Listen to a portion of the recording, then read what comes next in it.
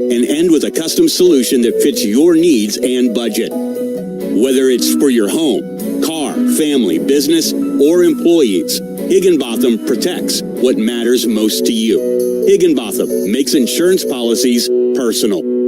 Rice fans, it's a beautiful day for a home run and an even better day to be an Owl. Porsche River Oaks is stepping up as the official performance partner of Rice University, turning your Rice ID into a 2026 masterpiece. Students, start your post-game celebration with a $15,000 credit toward the all-electric Macan EV. Alumni and staff, build your legacy with a $5,000 bespoke credit toward any new four-door Porsche. Don't wait for the ninth inning. Visit riveroaks.porsche.com to verify your status and claim your Rice rewards. Swing by our showroom on Greenbrier. We're just a home run away from the stadium, the official ride of the Rice Owls. See you at the Hedges. The Rice Owls and the Purdue Boilermakers here. Let's take a glance at the rest of the American Conference action today. Big fan of D1 baseball, also a big fan of WarrenNolan.com, where you can customize your scoreboard. What a world that we live in.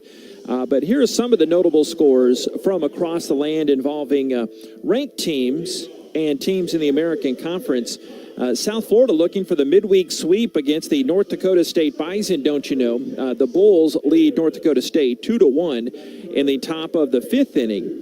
Rice's upcoming opponent, USC, is home to Loyola Marymount here tonight. That's at Dado Field. USC swept Pepperdine in its opening series there, christening Dado Field there out in Los Angeles, where Rice will be coming up this weekend. Also across the conference, East Carolina powering back. They dropped 3 of their first 4 games, but ECU leads Northern Illinois by an 11-5 score in the bottom of the 8th inning. And involving top 25 teams, LSU run rolls Nichols 12-1 over there at the box. Number 19, North Carolina State beats Winthrop by a 7-3 score. Incarnate Word over South Dakota State 19-18. In a shootout there at Sullivan Field in San Antonio. Mississippi State goes for 2 late, and they win by a 14-0 count. They're leading by a 14-0 count over Alcorn State's Braves. That is in Starkville. Number 8, North Carolina beats Longwood today 5-3. And what else? Top 25 action, Miami leading Indiana State Sycamores 2-1, top of the 5th inning. Number 16, Florida leading Stetson's Hatters, right? The Stetson Hatters, 7-2. That's in Gainesville. And of some regional interest, Kansas and Lamar getting underway at Vincent Beck Stadium down the road in Beaumont. They've just started that one there. Lamar 2-2 to start the season. Rice has 2 middies against them. And Greg Goff, head coach of Purdue, his former team, Louisiana Tech, leading McNeese, top of the 2nd inning, 2-0 there at the Love Shack in Ruston. That will wet your whistle for now.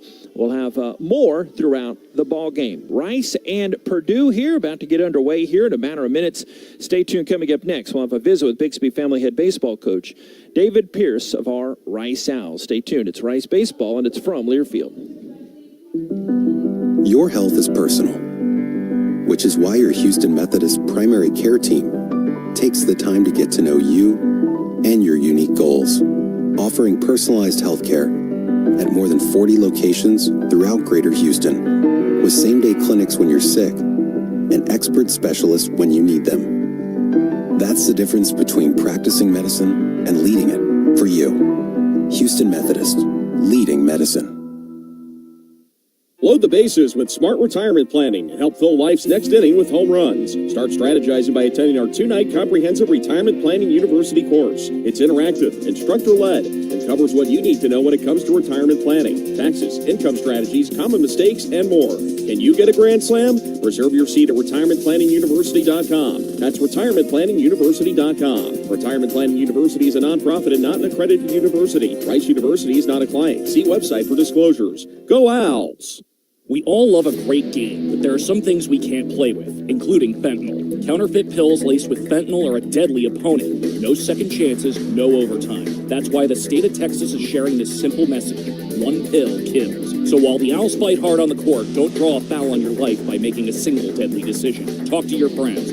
Warn them. If a pill didn't come from a medical professional, it could be deadly. Learn more at onepillkillstx.com. Because in this fight, there are no timeouts. Just 1 pill can end the game.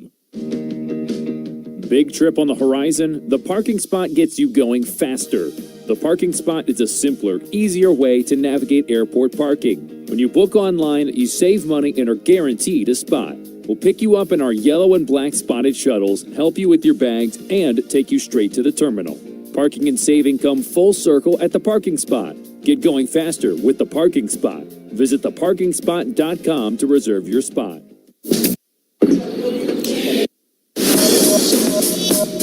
With the start of today's game right around the corner, let's get the thoughts of head coach David Pierce. Now, alongside the coach, here's J.P. Heath.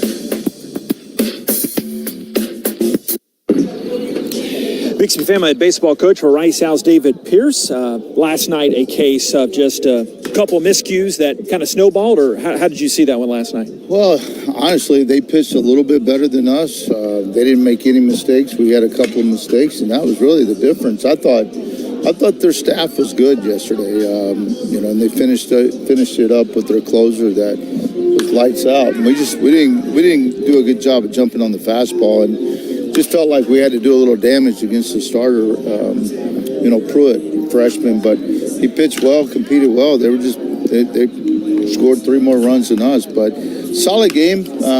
We got better last night on some stuff, but good test for us today to go back-to-back here. More on Coach Goff's team in a bit, but you talked highly to me coming this season on Ethan Sanders. What have you liked about the young guy? He's been impressive his first 2 appearances. Everything. I mean, his preparation, his competitiveness. I mean, the kid just loves to compete. And when you see him on the mound, you think of a bulldog-type mentality. And, he's prepared every day. And he likes the baseball. He likes that competition. But, and he's a great teammate. So, he's doing what we need him to do, and he's getting better and better every time out. And he's going to be in a pretty heavy role for us this year. Purdue, one of the snowbird teams, but they found ways, Coach Goff and company, to get some games down here in Texas in the South. What has stood out about them? They've only played the 3 games against Portland and Sugar Land, and so we don't know as much about them. Just you look at the transfer portal, and there's so many new guys on their team, but they like to do a lot. Offensively, they're going to try to create if they have opportunity. So we're just going to have to play solid defense, and we got to get some clutch hits today. And a guy that's been doing that, Cole Green, he's off to a good start. Clay was telling me yesterday that they tinker with some things in the offseason, but what have you liked about Cole Green? He can really run. Bat-to-ball skills gotten much better, and just play discipline's gotten much better, but he can hurt you in many ways. I mean, if you lay it in there, he can drive the ball out of the ballpark, but, he can turn a swinging bunt into a double. But for us, offensively, in 4 games, we really just haven't gotten into a real flow. You look at game 1, we came out and we hit some home runs, but then game 2, we had 1 inning. The second, we scored 5, and we were able to get, some flow in that inning, and that's really been it. So we got to get some guys on base early and be able to do some things. And what does Jeremiah Arnett need to do? And I'm sure some guys after him. He's a 3-pitch mix guy, and it's his night. So whatever he can do, we'd love to get 5 out of him. They're all on a pitch count right now, and you got Thames, Ashley, some guys behind them that can definitely step in and help us. Thanks, Coach. Get that win. All right, thank you. Big City Family baseball coach David Pierce. Rice and Purdue coming up next. It's Rice Baseball from Learfield. I'm Chris Shapa, owner of Shapa's. For 42 years, our family has been providing you the best John Deere products and services in the industry. One of the things I'm most proud of is when you come to Shapa's, you are buying more than a piece of equipment. It's a commitment from our Shapa's family to yours to support you after the sale and be there when you need us. So the next time you're in the market for a John Deere tractor, a gator, or a mower, come see us at Shapa's and experience what we call the Shapa's difference. You probably only think about insurance when you need it, but at Higginbotham, we have local insurance specialists from coast to coast thinking about your risk and how to cover them year-round. We start with listening and end with a custom solution that fits your needs and budget. Whether it's for your home, car, family, business, or employees, Higginbotham protects what matters most to you. Higginbotham makes insurance policies personal. On the Rice Sports Network from Learfield, welcome to live play-by-play coverage of Owls baseball, brought to you by Houston Methodist, Leading Medicine, and by The Parking Spot. The Parking Spot. We have airport parking covered. The first pitch is moments away. Now let's go back upstairs and join J.P. Heath. A beautiful night as the train horn sounds. The Rice Owls and the Purdue Boilermakers for a fifth time ever. The Owls and the Boilermakers going at it. Appreciate you finding us here tonight on this 75-degree Houston evening, and it's cloudy. And Jeremiah Arnett gets the start here for the Rice Owls here against a Purdue team that won 2 of its first 3 games against Portland down the road at Constellation Field. Eli Anderson gets the start in center field for Purdue. Left fielder is Avery Moore. He bats second. Batting third is left-handed hitting DH Aaron Manias. String of 3 consecutive lefties as C.J. Richmond has been a key player for them. Coach Goff says he's the first baseman. He bats cleanup. Lufkin native Sam Flores is the third baseman, batting fifth. Hitting sixth is Jackson Bassett. He is catching. Right fielder is Sergio DeCello. He bats seventh. Hitting eighth, switch hitting shortstop Weston Boyle. And batting ninth is Dylan Drake, the second baseman. It goes Anderson, Moore, and Manias. And then Richmond, Flores, and Bassett, DeCello, Boyle, and Drake for the Purdue Boilermakers. Of course, out of the Big Ten, they're a .271 hitting team, and they've had a couple of home runs. They averaged about 5 runs per game in their first 3 games. Last year, Purdue was 7-3 in its midweek games in 2025. And it's their first midweek game. This is Rice's second after falling to Louisiana last night by a 3-0 final here at Reckling Park. About ready to get underway here. Nighttime upon us. Wind is ripping out towards just left of left center as Arnett kicks and fires home, and this pitch is bunted foul, starting this off against Anderson. He was 2 for 8 in that series against Portland. Run the Varsity Network app, Rice Owls Game Day app, riceowls.com, syncmygame.com if you'd like to match the video with the audio. But 2 great lads, Jason Metco, Kyle Rogers on the video stream tonight. This pitch, a swing and a miss, breaking ball. They might have got a piece of that as Rios picks it up off the carpet, but more importantly, it's 0-2 for Arnett. Jacob DeVinny is in left field. Landis Davila, the start in center, with Colin Robson over in right field here. After his first 4 starts were in left. 0-2 pitch, swing and a miss. Anderson goes down. Arnett comes after him on the 0-2 pitch, and he goes down for the first out of the game. Here's Avery Moore. 0-0, Rice and Purdue just getting cranked up here. It's the 5th all-time meeting. Purdue won the first ever meeting back in 2001. Rice swept a series here in 2014. First pitch is swung on and hit high in the air to center. Davila comes up and makes a letter-high grab to retire Moore on 1 pitch. It's now 2 away for Aaron Manias. Manias, 6'2", 210, redshirt senior from Uxbridge, Ontario, and a Nebraska transfer. He bats from the left side. 5 left-handed sticks starting here against Arnett, including a switch hitter. Mixing it plus a switch hitter, so 6 left-handed bats. Against the Waco product, Wichita State transfer Arnett. The kick in this pitch. Gunned in for a strike. 0-1.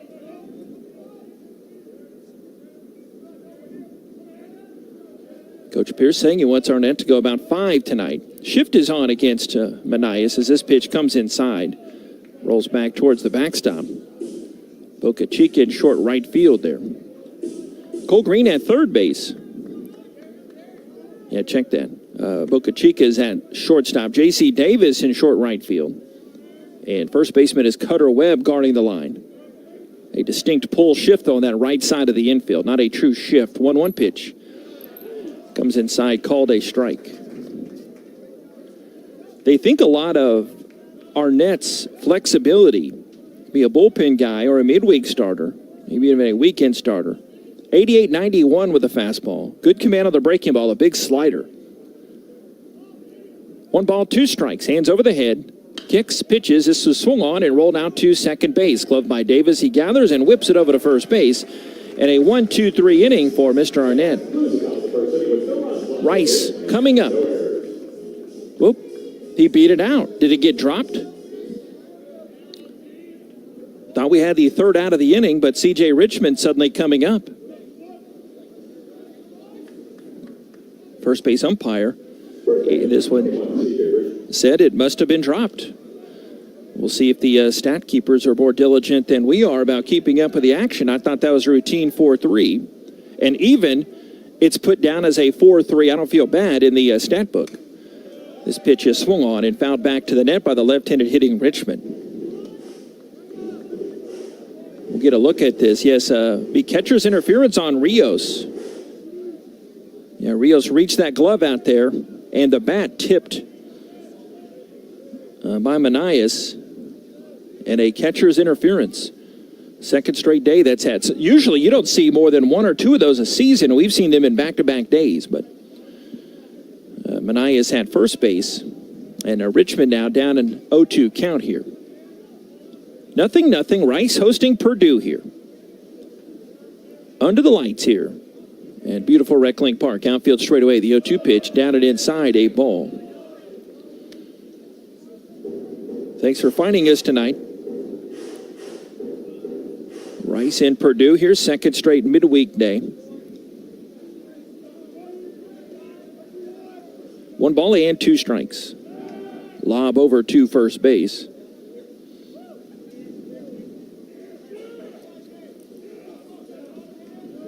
Webb holding the runner Manias, who got on with a 2-out. Catcher's interference. He runs here as this pitch is smacked on the line, but diving to his left. Davis springs to his left, makes the catch, dropped it for a second, but the first base umpire there saying he held on to it. That's the veteran Doug Williams on the line out by Richmond. No damage done with a 2-out error, but Purdue strands 1. Now we go to the bottom of the first. Purdue 0 and Rice coming up. This is Rice Baseball from Learfield.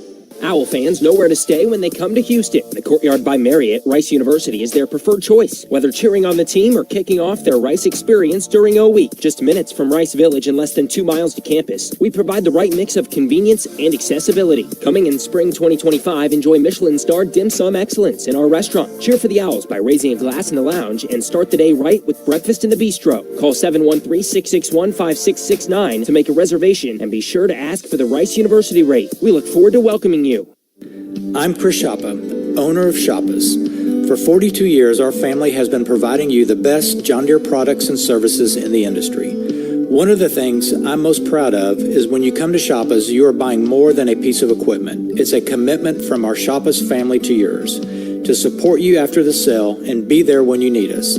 So the next time you're in the market for a John Deere tractor, a gator, or a mower, come see us at Shoppa's and experience what we call the Shoppa's difference.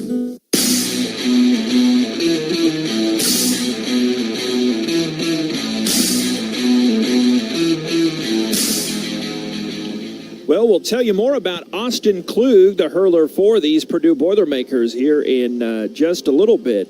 Here's the Rice lineup. He will face, though, blue and gray coming in here with a 2-2 record after dropping that game to Louisiana last night. Colin Robson in right field in this midweek special. He is leading off again for a 5th consecutive game. J.C. Davis is the second baseman again, batting second at a cool 500 this year. Cole Green in the 3-hole tonight, playing third base. The DH is Paul Smith, is batting cleanup.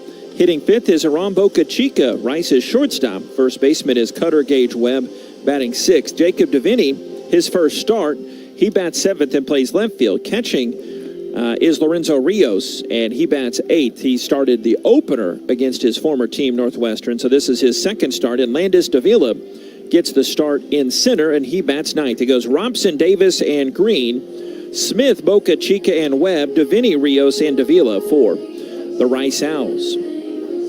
Rice hitting .227 through the first 4 games. Shown some decent power, 6 home runs, but they're averaging right at 4 runs per game. Coach Pierce emphasizing they didn't do a good job jumping on the fastball last night, but he credited Louisiana's pitching as the pitches rocketed back foul to the screen. 0-1 here, 94 on that heater. Klug can bring it. Klug wears number 33. K-O-U-G, Austin Klug. He's senior from Caledonia, Minnesota. Northern Iowa area junior college. Drooped away, foul to the left side by Robson that rattles around those green chairback seats and lands the third row behind that Purdue third base dugout.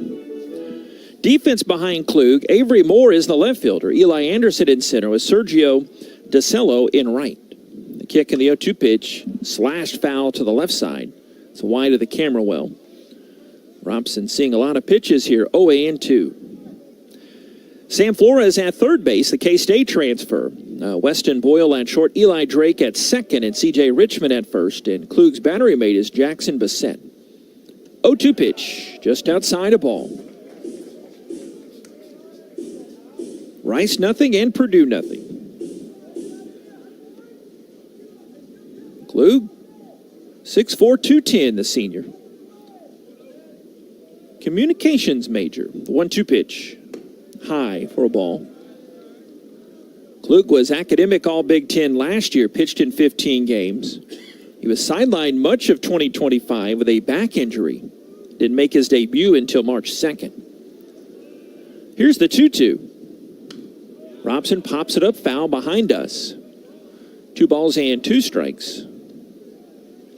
You know, we haven't had any roof shots here the first 5 games. I'm wondering if they did something above us to prevent that clanging sound, which I didn't mind, but maybe we've had them and I just tuned them out with the middle-aged years. Here's the 2-2 pitch. Robson cuts and misses at the 90-mile-an-hour heater.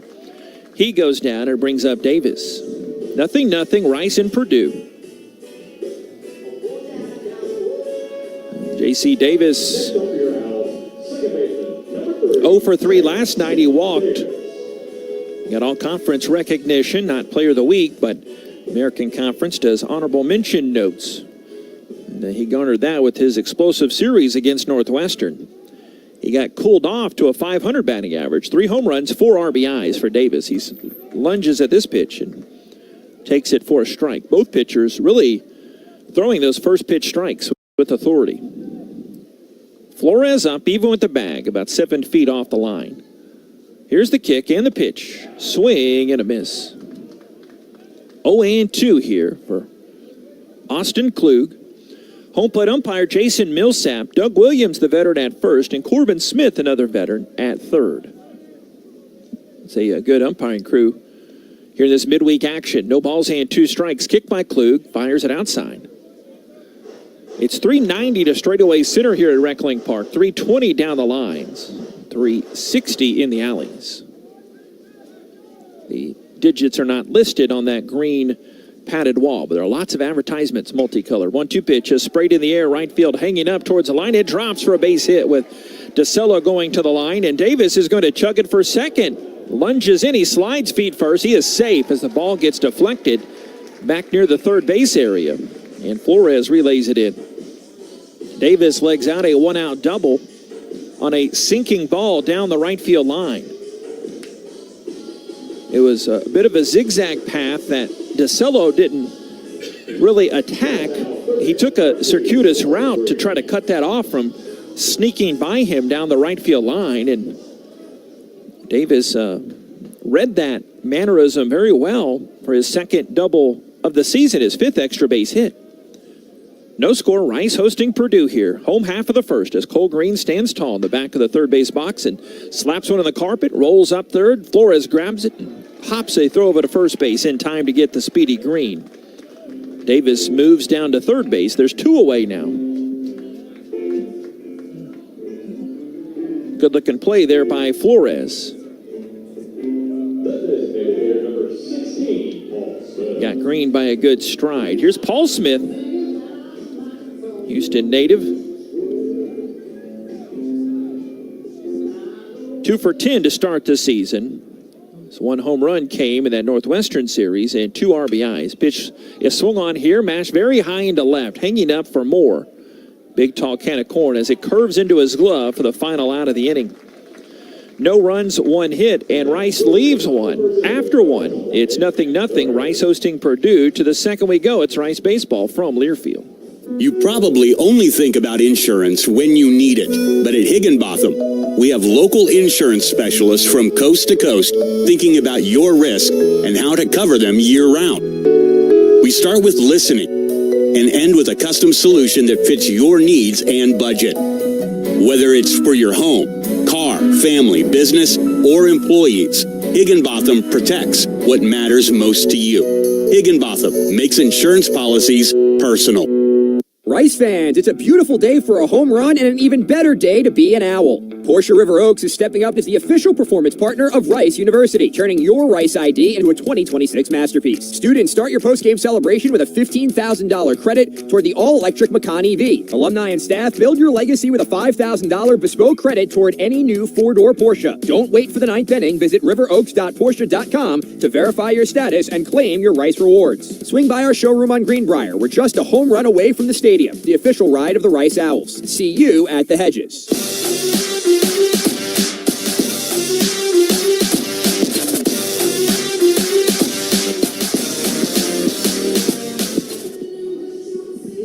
Nothing. Rice and Purdue as Arnett comes out for his second inning of work. He'll face the Boilermakers, Flores, Bassett, and DeCello, the 5, 6, and 7 hitters here. Again, it's a really nice night, and the wind has died down. Getting ready to talk about it, just those flags being starched out to left, but that's not the case we saw over the weekend. Generally, as the sun sets, and it's a full sunset now, but the numerous lights out in the medical center area as we look, just illuminating the backdrop as we see here, and what has to be one of the top college baseball broadcast views here. Here's a Lufkin native, Sam Flores, third baseman. He started the year 3 for 11. A couple RBIs, open stance, back of the box. The kick and the pitch. Down for a ball. Flores, all-time hit leader at Lufkin High School up the road, about 2 hours north of here. And transfer from K-State. Pitch. Fastball fouled away to the left side. But those I did not know, I lived in Lufkin a bit and used to do the Lufkin Panther game, so I went up to Flores just to meet him, shake his hand, and say, hey, always like to meet the East Texans there from the old stomping ground. So 1-1 pitch. Ball is up. The first counts that Arnett has gotten behind. It's 2 balls and 1 strike. No score, Rice and Purdue. Here's the 2-1. Takes it up. Flores 6'1", 220. Econ major. Made 25 starts at Kansas State last year, hit .283. Opening day DH for them last season. Outfield straight up, infield to play the pull to right side. 3-1 pitch fouled back. Payoff pitch coming up, 3-2. But he also was a big part of that McLennan Junior College World Series team a few years back. He was a second team all-academic All-American in his JUCO days. 3-2 pitch, swung on and pulled foul. Played for John Cobb at Lufkin High School. Knowing him a minute or two. Flores born in the oldest town in Texas, Nacogdoches, Texas. 3 balls and 2 strikes. Wind blowing in a little bit from left center now towards that left field line. No score.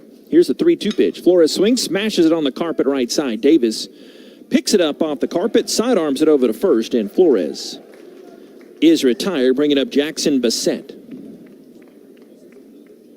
Bassett a catcher. Bassett, 6'2", 100, a senior from Bartlett, Illinois. And University of Illinois, Chicago transfer. DeCello, the right fielder, is on deck. Arnett back over the head. The kick, the lanky righty from Waco fires in this off-speed pitch for a strike, 0-1. He's going more with the off-speed stuff here to start this half inning. No balls and 1 strike. Quick herky-jerky motion. The 0-1 pitch is a ball low. Now 1 ball and 1 strike.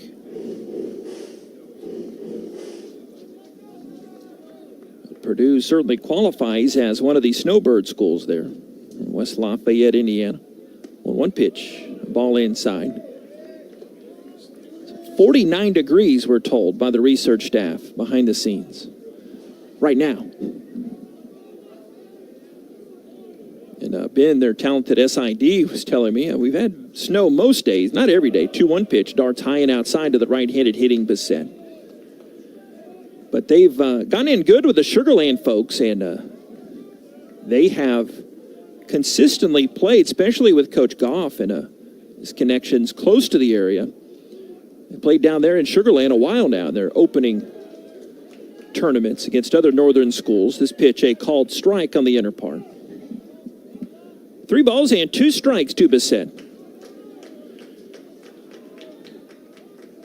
2 S's and 2 T's in the last name. 3-2 pitch, sky high left side of the infield. Green in, below the third base bag, stops in foul territory and makes the grab for the second out. If not for that catcher's interference, it would be a 5 up and 5 down. As it is, 5 out of 6 have been retired so far. Jeremiah Arnett. DiCello checking in now. Coming to the plate. Right fielder, 0 for 2 so far this season.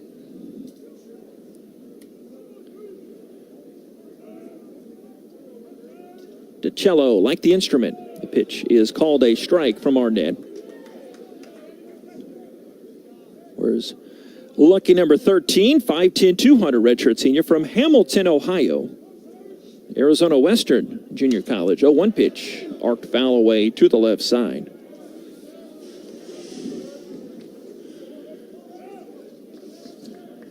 Arnett got the 2-inning save against Northwestern. Actually, he got the win, only pitching 2 innings, I beg your pardon, that second game of the doubleheader. And that Friday opening day and opening night all in one. The 0-2 pitch, fouled at the plate. No balls and 2 strikes. He's a junior by classification, went to Midway High School in Waco. As we mentioned, pitched at Wichita State, pitched against Rice last year. And Rice had some tough spots last year. One of their bright moments was a Trayton Rank walk-off home run that came against Arnett. Into the wind to the 0-2 pitch. Comes inside and it hits him. No, they say he leaned into it. Home plate umpire Jason Millsap says that he leaned into it, and DiCello is called out, strike 3. I believe that should be a strikeout. It's a weird part of the rule there, but be a strikeout for Arnett. His second in as many innings, and it's 0-0, Rice and Purdue. Middle of the second, it's Rice baseball from Learfield. Your health is personal, which is why your Houston Methodist primary care team takes the time to get to know you and your unique goals, offering personalized health care at more than 40 locations throughout Greater Houston, with same-day clinics when you're sick and expert specialists when you need them. That's the difference between practicing medicine and leading it for you. Houston Methodist, leading medicine.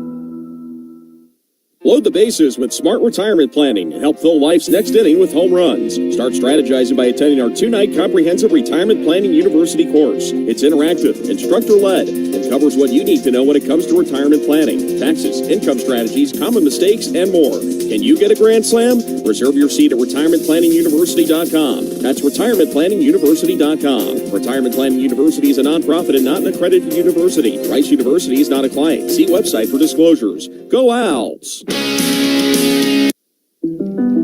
Your health is personal, which is why your Houston Methodist primary care team takes the time to get to know you and your unique goals, offering personalized health care at more than 40 locations throughout Greater Houston, with same-day clinics when you're sick and expert specialists when you need them. That's the difference between practicing medicine and leading it for you. Houston Methodist, leading medicine.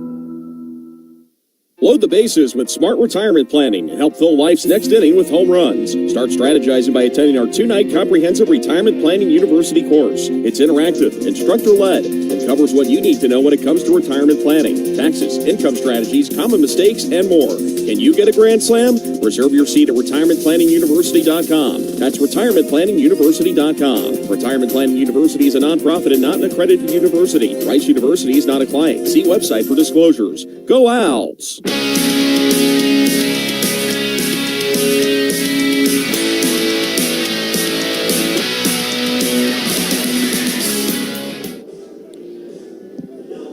Greg Goff, head coach for Purdue, has challenged the last play ending last inning, and the umpires have called out. They get our attention. Yeah, we know, we can see you. And they confirm that he is out. So everybody made their way to the respective dugouts, but then came back. And that's big. That's a risky gamble early on in a game to challenge a play like that. And the other side of that is a 2-out base runner, and Gisello would get a hit by pitch if it was ruled he did not lean into it. But as it is now, it does go down as a strikeout to end that last inning. So there's that. 0-0. Rice coming up with Boca Chica, Webb, and DeVinny this inning against Klug, who allowed the 1-out double and stranded Davis at third, getting Green and Smith to end that last inning. So Klug coming on now for the Purdue Boilermakers. He's expected to go. This isn't a Johnny Holstaff type of day. Klug, fastball, 88-92, has a slider, a curve, and a changeup for these Boilermakers. Where's that black number 33? Boilermakers have that big tin logo on the upper right part of their chest. The smaller black. It's almost a Pittsburgh Pirates look as far as the black and the yellow color scheme. The Pirates have more of the gold mixed with the gray. But that when you look at the piping, he's got thin black and yellow piping down his gray pants. And the smaller font Purdue written across the front in black and outlined in yellow, and that famed Purdue black P on the front of the cap. It's a black cap, and they got little white or little yellow spots there dotted throughout the hat. But enough with the wardrobe description. Brings up Aram Boca Chica. Got his first hit of the season last night. Aram 1 for 11 on the year. Does have an RBI. And digs in now. Cutter Gage Webb to follow, and then Jacob DeVinny. Rice nothing and Purdue nothing. Bottom of the second inning.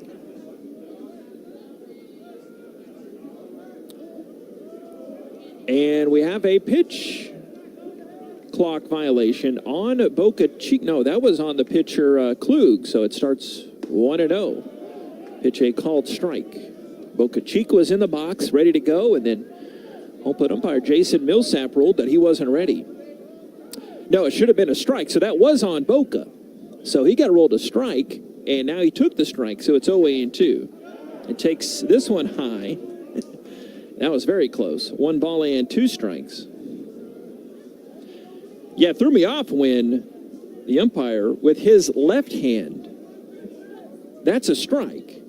But the scoreboard operator thought it was a ball. 1-2 pitch comes inside, called strike 3. Boca Chica goes down looking. And now it brings up Cutter Webb. Cutter Gage Webb. Yeah, good-looking pitch with a little bit of tailing action there. Brings up Mr. Webb. 308 on the season, a home run in his first Rice at-bat. His first collegiate at-bat. And 4 RBIs. This guy is a Good-looking young ball player, redshirted at Texas State. Takes this pitch for a ball. Told me before that Sunday game, of course, Coach Pierce was a big reason he came to Rice, but wanted that overall big experience. Takes this 1-0 pitch for a strike. 1-1 here to Webb. Coach Pierce thinks he can play all 4 infield positions. 1-1 pitch is hit high in the air to left. Going towards the corner, Moore reaches up, stops on a dime, and makes the grab for the second out of the inning. Brings up Jacob DeVinny. Jacob, his first start, the veteran from Prosper. 0 for 1 in his pinch hitting duty. First few games. Coach Pierce said, big key here is the first pitch comes to DeVinny. Played to pull. This pitch 8 ball. Coach told me that the Owls need to get clutch hits today and get guys on base early. 1 ball and no strikes. The pitch. Vinny watches it in for a strike.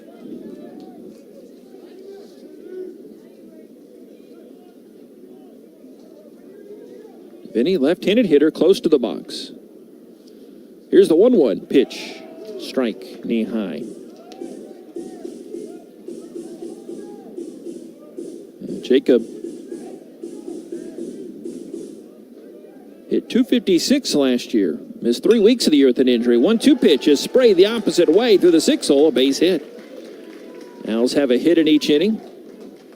Brings up Lorenzo Rios.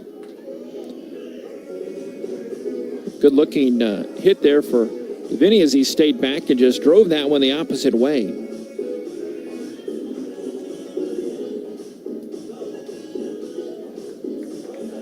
Two down, 1 on, no score. Bottom of the second as Rios sheds the shin guards near the on-deck circle, and he'll come to the plate now. Coach Pierce was very happy with Rios, his offseason improvement. That's really garnered more playing time for him. It's been, as he swings at the first pitch, it's a towering fly ball to right field, backing up to Cello. And DiCello moves up and makes that grab. 1 pitch in, 1 out. Rios goes down. No runs on 1 hit, and Rice strands 1.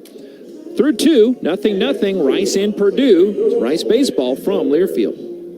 We all love a great game, but there are some things we can't play with, including fentanyl. Counterfeit pills laced with fentanyl are a deadly opponent. No second chances, no overtime. That's why the state of Texas is sharing this simple message.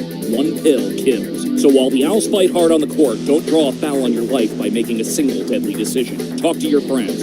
Warn them. If a pill didn't come from a medical professional, it could be deadly. Learn more at onepillkillstx.com. Because in this fight, there are no timeouts. Just 1 pill can end the game. Big trip on the horizon? The parking spot gets you going faster. The parking spot is a simpler, easier way to navigate airport parking. When you book online, you save money and are guaranteed a spot. We'll pick you up in our yellow and black spotted shuttles, help you with your bags, and take you straight to the terminal. Parking and saving come full circle at the parking spot. Get going faster with the parking spot. Visit theparkingspot.com to reserve your spot.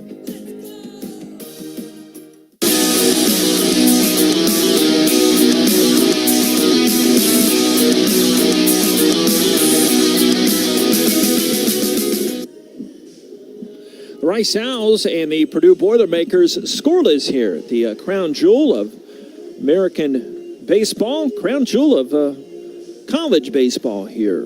Beautiful Reckling Park. It's a very nice night.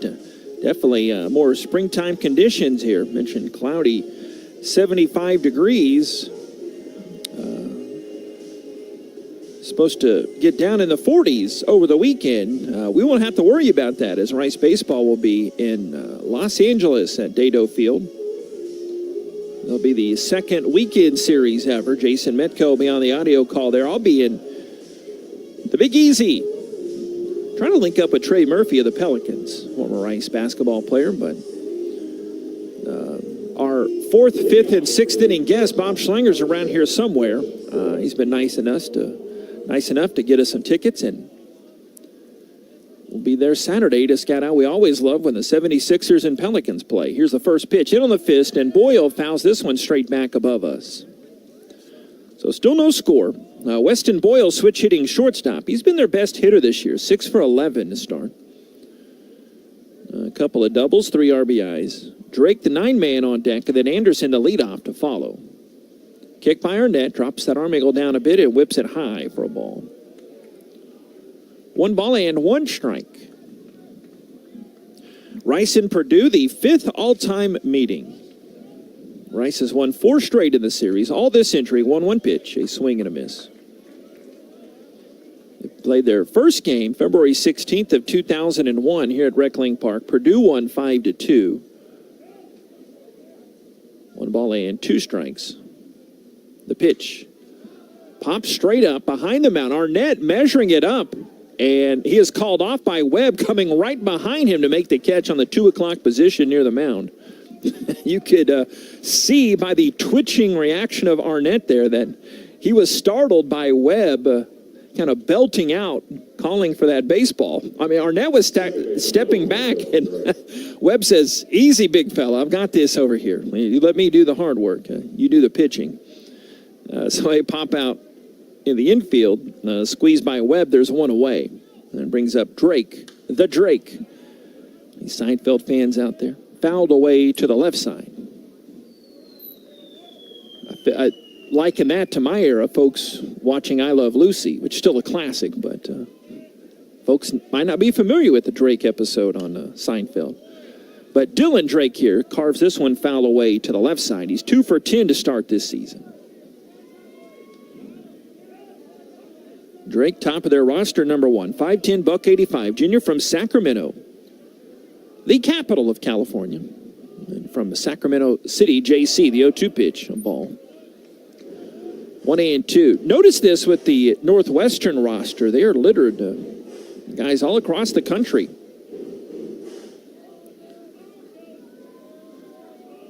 One ball, 2 strikes. Wind by Arnett, and the pitch. Pulled on the ground, right behind the first base bag, gloved by Webb, and goes over there to force out Drake for the second out.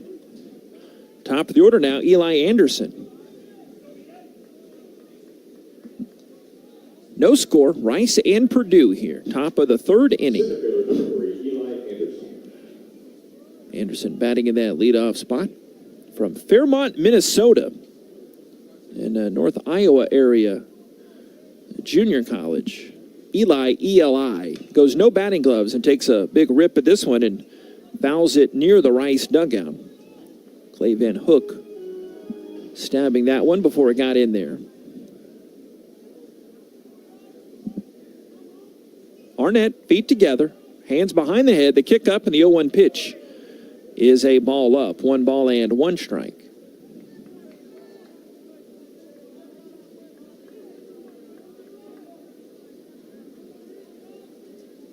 The pitch, 1-1. Anderson takes a strike. His favorite dessert is cheesecake, but a very Minnesota answer. His favorite food is goulash. You ever had goulash there? I have. Is that Norwegian ancestry in me? 1-2 pitch. Fouled away to the left side. Of course, his favorite pro team is the Minnesota Twins. Growing up there in Fairmont, Minnesota. 1 ball and 2 strikes. Arnett holds the hands together right above the belly button. Now up above the chin, now back behind the head, the kick, and a 1-2 in tight. A ball here to Mr. Anderson. They have Anderson's picture with J.C. Davis of Rice. He's the Rice number 3. But they have Anderson does his picture. He swings and coincidentally grounds it towards Davis. Diving to his right, he knocks it down, smothers it enough to deflect it out into center field. The first base hit that Arnett has allowed. Get that neon yellow bat and just smokes it back towards Davis there. Good range to his right, knocked it down. Moore comes up now. No score, Rice and Purdue, top of the 3rd inning.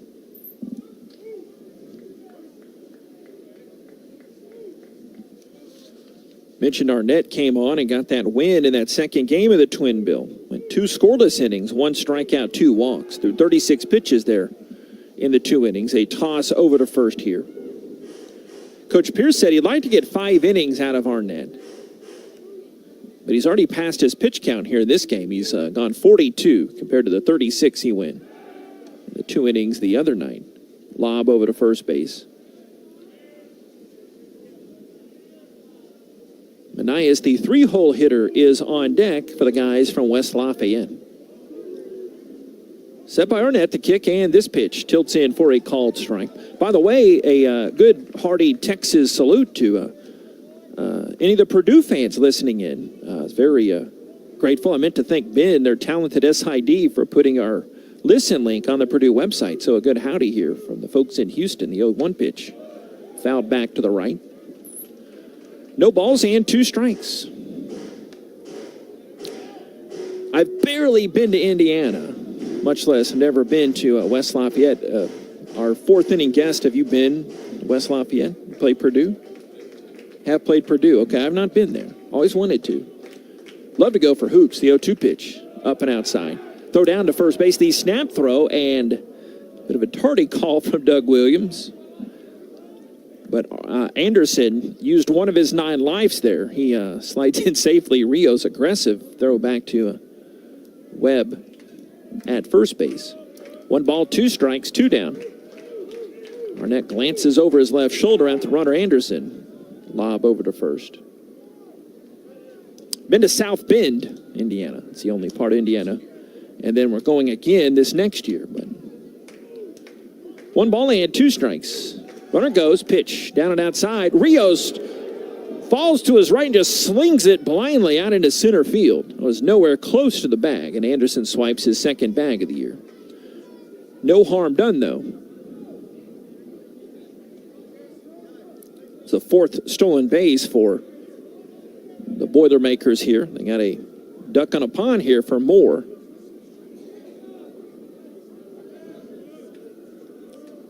Credit Davis going through with the deke. He acted like he had the baseball, trying to tag the sliding Anderson.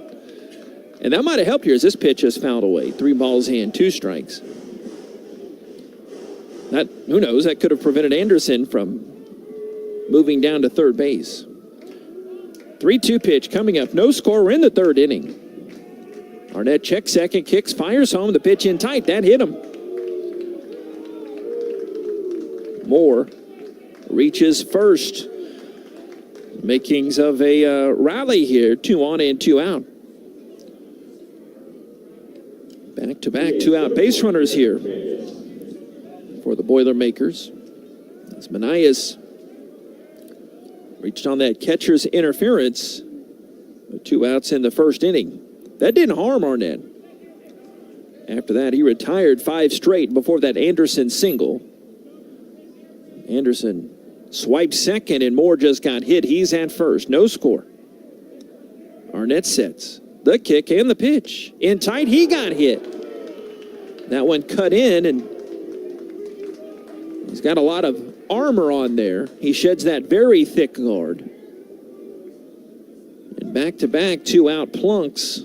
And the bases are loaded here against Arnett for the talented cleanup hitter for Purdue, C.J. Richmond. Rios going out to talk things over with Arnett. Arnett had not hit a batter in his minimal time this year before hitting those back-to-back batters. He had 8 hit-by-pitches in the 2 seasons he pitched for Wichita State. 3 in 2024, 5 last season. 2 on, 2 out. Pitch to Richmond is swung on and blasted down the right field line. Foul. Got that hanging, slow breaking ball and drove it.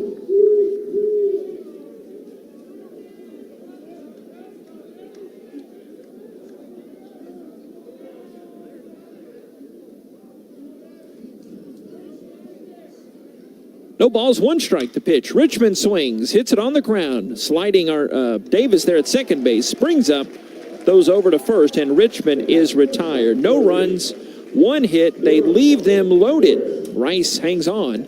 Middle of the 3rd. 0-0. Rice and Purdue. It's Rice baseball from Learfield. Rice fans, it's a beautiful day for a home run and an even better day to be an Owl. Porsche River Oaks is stepping up as the official performance partner of Rice University, turning your Rice ID into a 2026 masterpiece. Students, start your post-game celebration with a $15,000 credit toward the all-electric Macan EV. Alumni and staff, build your legacy with a $5,000 bespoke credit toward any new four-door Porsche. Don't wait for the ninth inning. Visit riveroaks.porsche.com to verify your status and claim your Rice rewards. Swing by our showroom on Greenbrier. We're just a home run away from the stadium, the official ride of the Rice Owls. See you at the Hedges. A breast cancer diagnosis can turn your world upside down. But your Houston Methodist team assures you they'll use the latest cancer research and technologies, collaborating to treat and remove the tumor and reconstruct your breasts, restoring symmetry, sensation, and your sense of self. That's the difference between practicing medicine and leading it for you. Houston Methodist, leading medicine.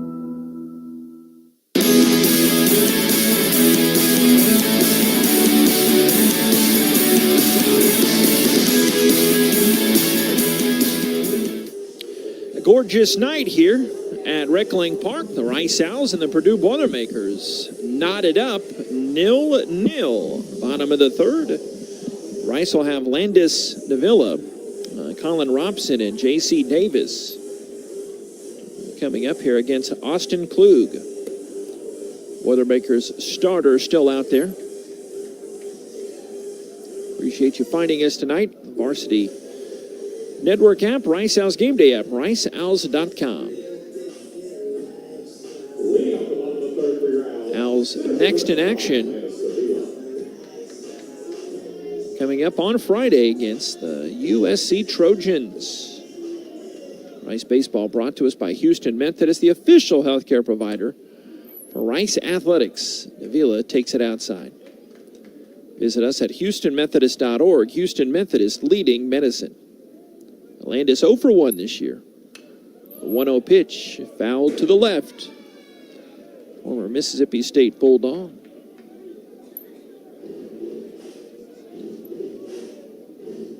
Hands together, black glove. Where's the pant legs down to those black cleats? 1-1 pitch.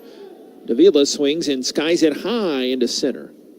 Trekking across that big blue and gray Old English heart. Anderson makes the catch for the out. One down to bring up Colin Robson. Mentioned Purdue's defeated Rice once. Their first ever meeting was here at Reckling Park in the Coca-Cola Classic. Rice was number 1 in the nation, and Purdue defeated Rice 5-2. Swing and a miss, little let-up pitch. Robson comes up empty. Owls had opened the season 8-0, had a 2-1 lead until Purdue scored 4 times in the 5th. Rice got down 5-2. 0-1 pitch down. And they met again in a midweek game in 2005. Rice was winning 9-2 behind 4 ribbies from Adam Hale. And Rice swept a weekend series here in 2014. They won the last one, 23-3. We talked about that last night. 1-1 pitch, wrapped on the ground hard to short, scooped up by Boyle, fires over to first base, and Robson is retired. 2 away. Here is J.C. Davis. Doubled back in the first. Rice also added a single in the second, but haven't been able to piece much together here against Austin Klug.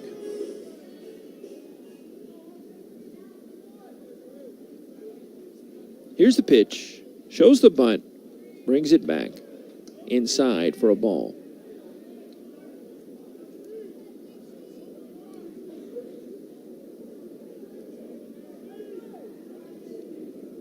Klug hands together. 1 ball, no strikes. The kick and this pitch. Popped up, short right field. In is DiCello, out is Drake. And DiCello reaches up and makes that grab for the second out. We're through 3. Rice nothing and Purdue nothing. We'll chase down Bob Schlanger coming up next. It's Rice Baseball from Learfield. Rice fans, it's a beautiful day for a home run and an even better day to be an Owl. Porsche River Oaks is stepping up as the official performance partner of Rice University, turning your Rice ID into a 2026 masterpiece. Students, start your post-game celebration with a $15,000 credit toward the all-electric Macan EV. Alumni and staff, build your legacy with a $5,000 bespoke credit toward any new four-door Porsche. Don't wait for the ninth inning. Visit riveroaks.porsche.com to verify your status and claim your Rice rewards. Swing by our showroom on Greenbrier. We're just a home run away from the stadium, the official ride of the Rice Owls. See you at the Hedges. A breast cancer diagnosis can turn your world upside down. But your Houston Methodist team assures you they'll use the latest cancer research and technologies, collaborating to treat and remove the tumor and reconstruct your breasts, restoring symmetry, sensation, and your sense of self. That's the difference between practicing medicine and leading it for you. Houston Methodist, leading medicine.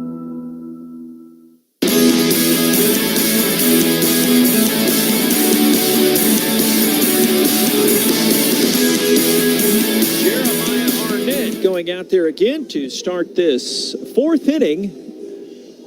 Rice nothing and Purdue nothing. We had a lot of meetings in the offseason. Want to bump up the pay and expand the role of one Bobby Schlanger. Present. There he is. Do I get paid double what I got last year? You get paid 3 times as much. Wow. So, how you doing, son? I'm good. I'm good. Beautiful night. Glad we're playing in Houston and not West Lafayette. So yeah, the 49-degree temp that you relayed earlier. Second time Flores has led off an inning. Former Lufkin Panther grounded out to second. His first time up. No score. Arnett hands together up above the face, kicks it back, and fires through. Flores skies one high, coming back. Rios watches it, but goes out of play. There's our roof shot. We haven't had one of those this year. I was wondering where they were. So that answers the question. No padding or no ramp was made. We just haven't had a skyscraper like that. 0-1. So you had been to West Lafayette. Rice had played football before. yes, one Drew Brees quarterbacking the Purdue Boilermakers. He was okay. Swinging bunt left side. Third base side picked up by Arnett and falling away. He throws to first, not in time to get Flores. Not the most fleet of foot runners, but got enough topspin on that. It just rolled up the third base line, and Arnett bounced it into a stretching web, but to no avail. Nice 40-foot base hit there. Hey, line drive in the book, right? Brings up Bassett, the catcher. Popped out to third his first time up. It was Rice nothing and Purdue nothing, top of the fourth inning. So then we're talking mid-90s-ish. Yes. Drew Brees played there, 95, 96. Pitch popped up right side on a bunt. Going to his right, Rios snags that away from Bassett, his counterpart. Not a textbook play there on the attempted bunt. Yeah, he showed it late, and it was just in on the handle. He didn't get that barrel out. Coach Goff not too happy with that, I'd imagine. As DiCello digs in. Struck out swinging his first time up. No score. Each team with 2 hits. Green comes even with the bag and third. Middle infield playing for 2 here. This pitch is swung on and sliced down that left field line. Foul. Do you remember the score or type of game that football game or games were? I do not. I really don't remember. Okay. It's been a while. Drew Brees from? Austin Westlake. Austin Westlake. Newly minted Hall of Famer. 0-1 pitch. Swing and a miss. Little frisbee-like slider there. Yeah, they probably know him over in New Orleans a little bit, too. He was decent. Yeah. Not bad for a guy counted out with an injury. 0-2 pitch. High. Rios another snap throw down to first base. Flores slides in without a tag. 1 ball, 2 strikes for Arnett. Straight away in the outfield. Wind blowing a little bit out to left field now. It's picked up. Turn. Fire over to first base. Webb the tag down, but a little late for Flores. He has attempted a stolen base already, and that was successful over the weekend against Portland. Play that series down in Sugar Land.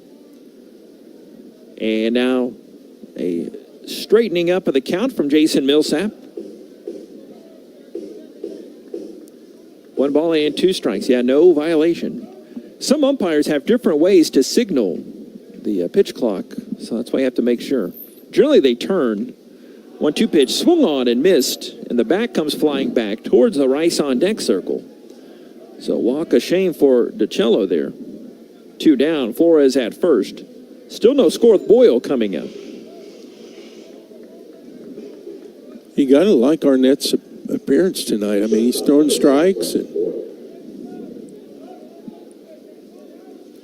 gave up the one solid hit through the right side of the infield and then the 40-foot swinging bunt to start this inning. So yeah, not a lot of solid contact. This pitch is swung on and grounded left side, speared by Green in a fast underhand rocket out to Davis, covering second base to force out Flores, sliding at second. Fielder's choice to end that frame. No score. Rice and Purdue. Owls coming up to swing in the bottom of the 4th coming up. It's Rice Baseball from Learfield. I'm Chris Shapa, owner of Shoppas. For 42 years, our family has been providing you the best John Deere products and services in the industry. One of the things I'm most proud of is when you come to Shoppas, you are buying more than a piece of equipment. It's a commitment from our Shoppas family to yours to support you after the sale and be there when you need us.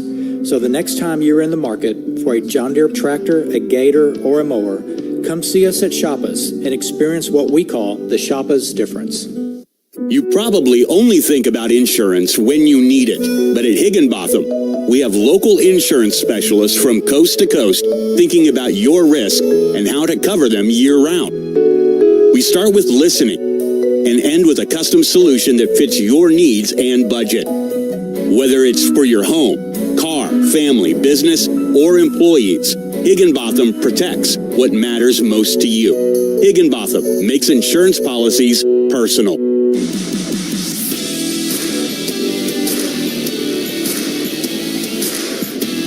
Appreciate you finding us tonight. Houston, West Lafayette, and beyond. I'm JP Heath. Bob Schlinger in here for the bottom of the 4th inning as Rice looks to ignite the offense here with the 3, 4, and 5 hitters, Green, Smith, and Boca Chica. So if I quizzed you right now, you couldn't remember the score of that football game at Purdue. Probably didn't remember where you took everybody out to eat the night before. that is correct. Okay. I'm not sure we stayed at West Lafayette. I think we probably stayed. I don't recall. Would that have been a Matt Musil-led broadcast? That would have been. That was his era of doing Rice athletics. Okay. And, of course, Purdue at the time now, I haven't been there in a few years, but... Foul ball here, Green. Bunt. 0-1. Their stadium was like built in 1939. It was a WPA we're project. Not Rolling Stones here. We can't no, we're not. But not a luxurious place for the Big Ten team to play. 0-1 pitch. A ball. Green grounded out to his counterpart Flores at third his first time up. Holds the bat up high, back of the box. 1-1 pitch. Swings here, hits it high down the left field line. It's got a chance. It's back. It's back. It is gone. The long, dramatic wait for Corbin Smith is that hug down the line. The lights flicker, the train horn goes off, and Cole Green has his first home run of 2026. I didn't know if that would stay fair, but it did. Get another look at it here. He went down and got it and powered it out to left field. Rice leads 1-0. Beautiful swing there. Just made good contact and drove it over the left field fence. And not much wind tonight, so. Left fielder Moore was trying to play amateur umpire and say it's foul, but this pitch is swung on and lined into left field. That is a hard shot by Paul Smith. And it brings up Aram Boca Chica. 1-0 Rice. Smith the hard single the opposite way. Boca Chica struck out looking. his first time up, and I bet he's mindful of getting into the box now as he started off with a pitch clock violation his last time up. Purdue pitching coach going out to discuss things. It's Josh Newman. 1-0, Rice leads. A fourth hit for Smith. Prompts that visit for Newman here. Two pretty well hit balls there, back to back by Green and Smith. Paul Smith can hit. Let's just be honest about it. So, yeah, he has made himself into a really good college baseball player. Mound Conference broken up. About ready to get going again here.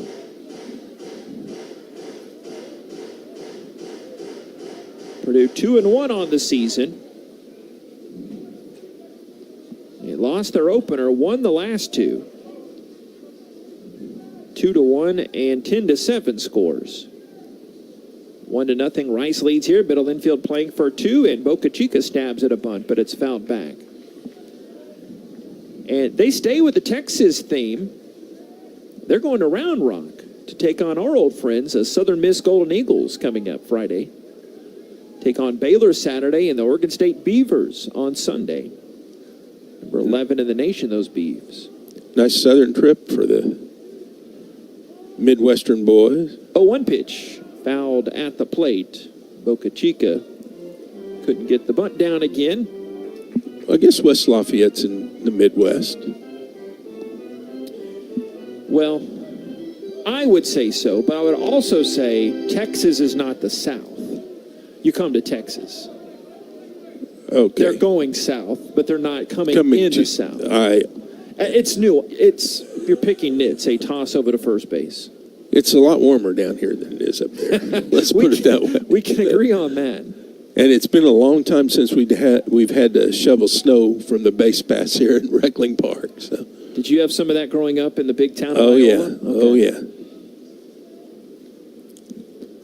0-2 pitch. Boca Chica grounds one out to short. His counterpart Boyle turns, goes to second for one to get Smith on to first in time. The 6-4-3 double play. Base is empty. A run already in on the leadoff homer for Green. 1-0 Rice. I mean, who could argue with AI in 0.2 seconds? Google says, yes, West Lafayette is located in the Midwestern United States. There we go. So, show of a bunt. Gage takes it high and inside for a ball. 1 ball and no strikes. 1-0 Rice. Klug hands together. The big leg kick in the 1-0. Strike here, Mr. Webb. Boy, the double play really is the pitcher's best friend. No doubt about it. The 1-1. Swing and a miss. Got him on that off-speed delivery. Now 1-2. Purdue's got some standing. Milling about down in the bullpen. No serious throwing just yet. Imagine, like Rice's starter Arnett, that Klug would go 4 or 5 innings at minimum, ideally, as this pitch is buried down in the carpet, 2-2.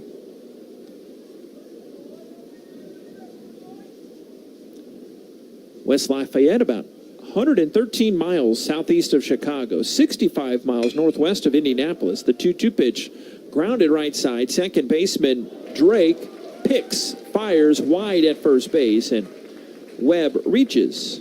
Immediately ruled an infield single there. Rice's 3rd hit of the inning. Tough play going deep into the hole towards right field and just couldn't square and make the accurate throw. So clearly a base hit, I think. Yeah, he bounced it into Richmond. Brings up Jacob DeVinny. He's traditionally been a patient guy in the count, but he attacks early in the sequence often and toss over to first base. Rios on deck and then Davila. Green, a solo home run, counting for the game's first run to lead off this inning. Pitch from Klug, bends down low, a ball, 1-0.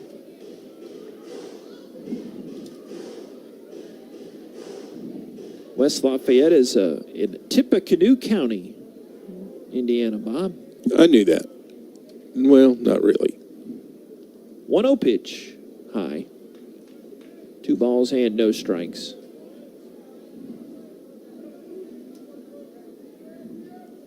Wow, population about 45,000, 2020 census. 2 balls, no strikes. Play him to pull, right side of the infield. Here's the pitch. Deviney swings, hits it high in the air to center. Sailing back straight away now. Anderson reaches back and makes the nice grab. But the Owls get a run on 3 hits. They strand 1 in that inning. 1-0. Rice leads Purdue. We go to the 5th. It's Rice baseball from Learfield. I'm Chris Schappa, owner of Schappa's. For 42 years, our family has been providing you the best John Deere products and services in the industry. One of the things I'm most proud of is when you come to Schappa's, you are buying more than a piece of equipment. It's a commitment from our Schappa's family to yours to support you after the sale and be there when you need us. So the next time you're in the market for a John Deere tractor, a gator, or a mower, come see us at Schappa's and experience what we call the Schappa's difference. You probably only think about insurance when you need it, but at Higginbotham, we have local insurance specialists from coast to coast thinking about your risk and how to cover them year-round. We start with listening and end with a custom solution that fits your needs and budget. Whether it's for your home, car, family, business, or employees, Higginbotham protects what matters most to you. Higginbotham makes insurance policies personal.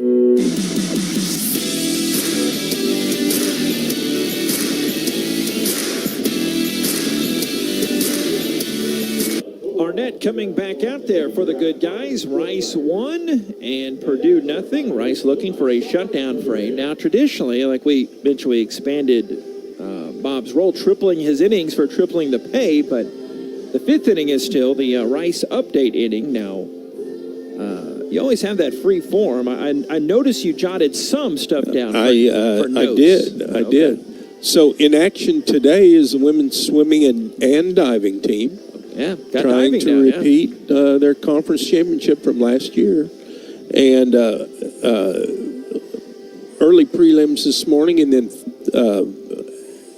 the last time I checked, there are 3 final events. Rice finished 3rd in the 200 medley relay, finished 1st, 3rd, and 4th in the 500 freestyle, and 1st and 2nd in the 200 IM. So off to a really, really good start. Here's the first pitch to Dylan Drake. Skies it high in the air, right center. Long run for DeVille over there. And he goes and makes the two-handed catch going down to his knees as Robson bailed out of there late. And Drake 1 pitch and 1 out. That was almost a monster collision. And the two aren't used to playing side by side, at least in live game action. And center fielder traditionally has the call there. And he ran about 5 times longer to go snag that one almost in straightaway right. Yeah, he was almost in right field. So he went a long way. 61st pitch coming up for Arnett as it goes back to the top of the order. Green coming in below the third base bag, and this is airmailed high, a ball. So it's day 1 of the swimming conference meet. Correct. And what pool we at here? That's a good question. 1-0 pitch. Definitely not Rice. No. As if they have previously been at Georgia Tech in Atlanta. 2 balls, no strikes. That last one was wide. Anderson takes this in for a strike. I can probably figure out. Sorry to ask you that. I just threw that in your lap. I should have known that. 2 balls, 1 strike. Rice 1 and Purdue 0 here in this top of the 5th. The pitch, swing and a miss. They are in Greensboro, North Carolina. Nice. Beautiful. 2 balls, 2 strikes. Rice is leading 1-0. They're out hitting Purdue 5-2. The pitch, high and away. 3 balls, 2 strikes. A few years ago, I got to visit the ACC offices. They're on the 18th hole at the course where they play the Greater Greensboro Open. Nice. Beautiful, beautiful. 3-2 pitch, swung on, into the bat, lofting into left field, diving DeVinny, snags it before it hit the green carpet. What a grab there by DeVinny. Flashing that leather out in left.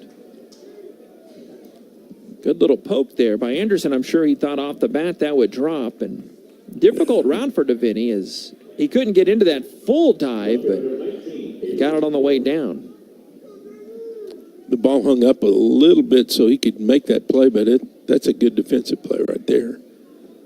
He obviously got it on the way down. I guess he got it right before it hit the turf. More hit by a pitch his last time up. Looks this pitch down and out. Manias on deck. 1-0 Rice. Al's flashing that leather. Here's the 1-0. Strike. And so the format of it, they more swimming, much more swimming tomorrow, next 2 days? Correct. Thursday, Friday, Saturday swimming. The diving events are interspersed. Mm-hmm. And Rice has some really good divers this year, so looking to pick up points in the diving competitions where in the past, before last year, there were none. So last pitch of ball. This pitch is swung on, rocketed behind the third base bag, picked up by Green, and he launches it over to first base. Webb squeezes it for the corner to corner putout. Rice gets the shutdown frame. We're halfway through it. Rice 1, Purdue nothing. Going to the bottom of the 5th. It's Rice baseball from Learfield. Balancing your work, family, and health is a lot to manage. Houston Methodist has a lot to offer.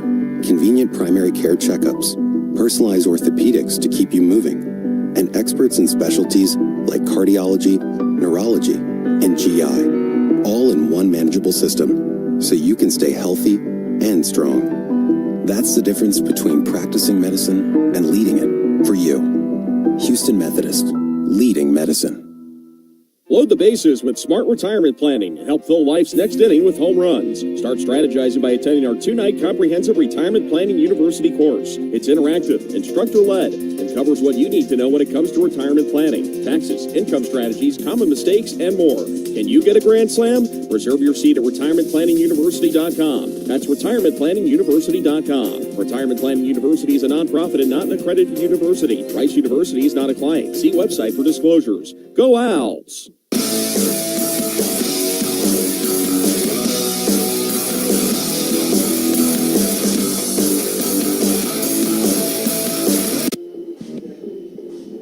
One to nothing. Rice leads Purdue. Home half of the 5th coming up now. Rice would like to, if you haven't heard already, we've had the launch of the South Main Fund, a new way for donors to directly support Rice student athletes and help ensure we continue to recruit, retain, and develop the best in the nation.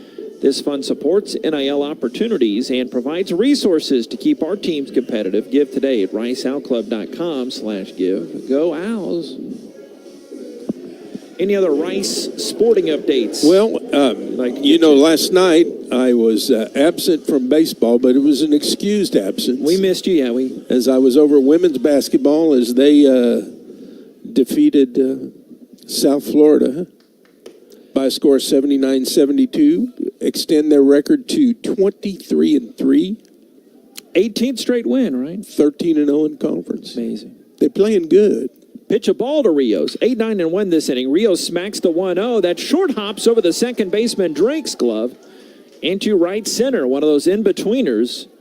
Ruled a hit for Rios. Tough play there at second base. That ball was hit pretty hard, sizzling right at him. So, yeah, nice night last night for Victoria Flores, who has had some really good games. She was 7 of 11 from the field, scored 24 points, and led 4 Rice scorers in double figures. So they, like we said, they advanced to 13-0 in conference, and they have a big one on the road Saturday against East Carolina. East Carolina's in second place. Mm-hmm. Rice has a 2-game lead, I believe, and then Rice has a 4-game lead over third place. So Davila bunting it. It's picked up in fair territory right in front of the plate by Bissett. Goes down to second for 1, but the throw is late and first. They tried for the 1-6-3 twin killing, but to no avail. Rios forced out there, and Davila got the bunt. Love to see the TrackMan data on that, as that was less than 3 inches in front of the plate and picked up. You know, catcher is considered one of the smarter position players, and Bassett heads up and attacked that baseball and threw it up to force out Rios. And pitching conference at the mound right now. I like watching the game of Haley Adams. She is a great all-around player. So against Wichita State on Saturday, Haley, believe it or not, almost had a double-double in the first quarter. She's fantastic. She had 7 points and 10 rebounds in the first quarter. She's a tremendous player, really, really good person, too. So a really good student, a lot of community service, one of the pillars of the team, but that team has got a lot of great kids on it. I mean, you know, I think Flores is phenomenal, and Shelby Hayes, of course, is great, and Anaya, and of course Dominique. Sad thing is, only a couple more home games for the seniors. So if you get a chance, you really need to come out and see these guys play because they're really good. It's fun to watch, and it's good basketball. Have a pitching change. Jacob Boland coming into pitch now for these Purdue Boilermakers. Boland, the new pitcher coming on for Klug. So we'll take this quick timeout and be back after this pitching change. Rice 1 and Purdue nothing. Pitching change, bottom of the 5th. Rice leads. It's Rice baseball from Learfield. Big trip on the horizon? The parking spot gets you going faster. The parking spot is a simpler, easier way to navigate airport parking. When you book online, you save money and are guaranteed a spot. We'll pick you up in our yellow and black spotted shuttles, help you with your bags, and take you straight to the terminal.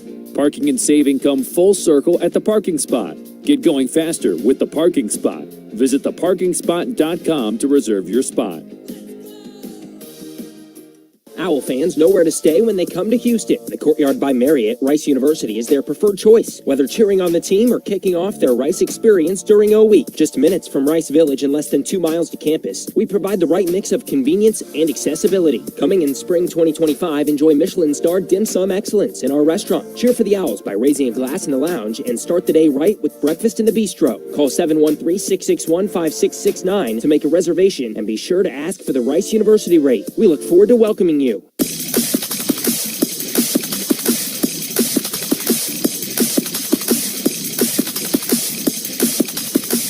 Jacob Boland, 6'4", 200-pound pitcher coming on now from Fairfield, Ohio.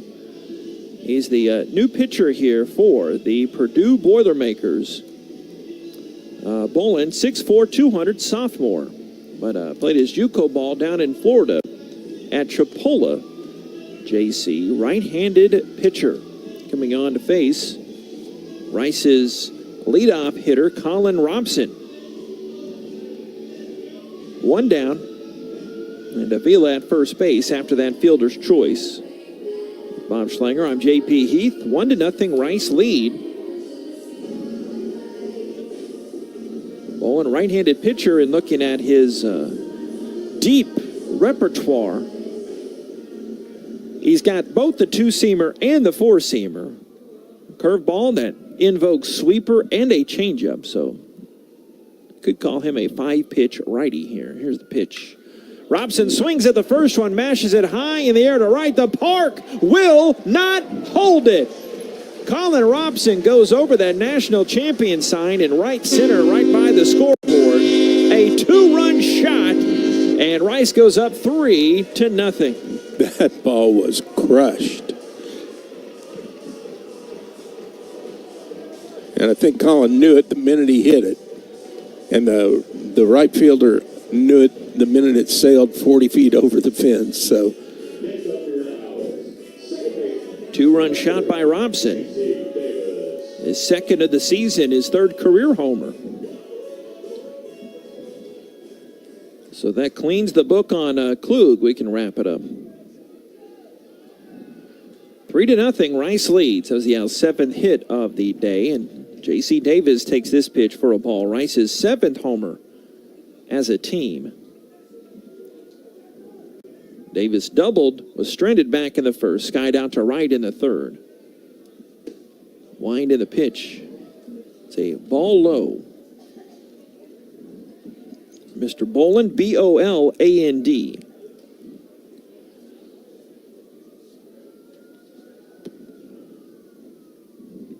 Pitch, fouled away. Not a very nice way to greet our visitors from West Lafayette. It is not. He comes in and Robson smoked that ball. Yeah, Boland came on and did not retire a batter over the weekend against Portland. Gave up a hit and a run and walked a couple. 1 ball, 2 strikes in the pitch.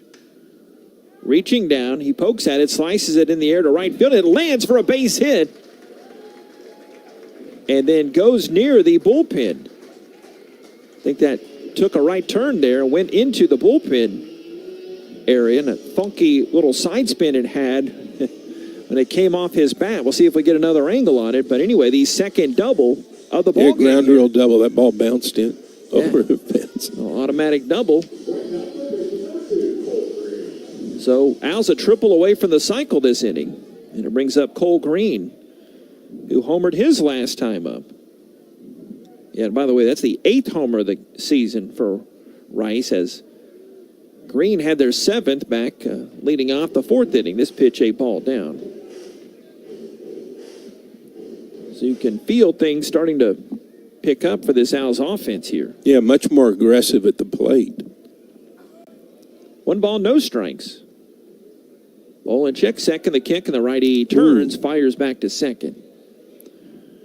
Klug, book closed on him. 4 to 3rd inning, 6 hits, 2 runs, both earned. 2 strikeouts, no walks. He faced 18 batters. 51 pitches, 36 for strikes. 1-0. Green watches it down. 2 balls and no strikes. Paul Smith on deck. Rice 3 and Purdue nothing. That double by Davis, the Owls' 8th hit here of the evening. They're looking for their 5th consecutive win against Purdue.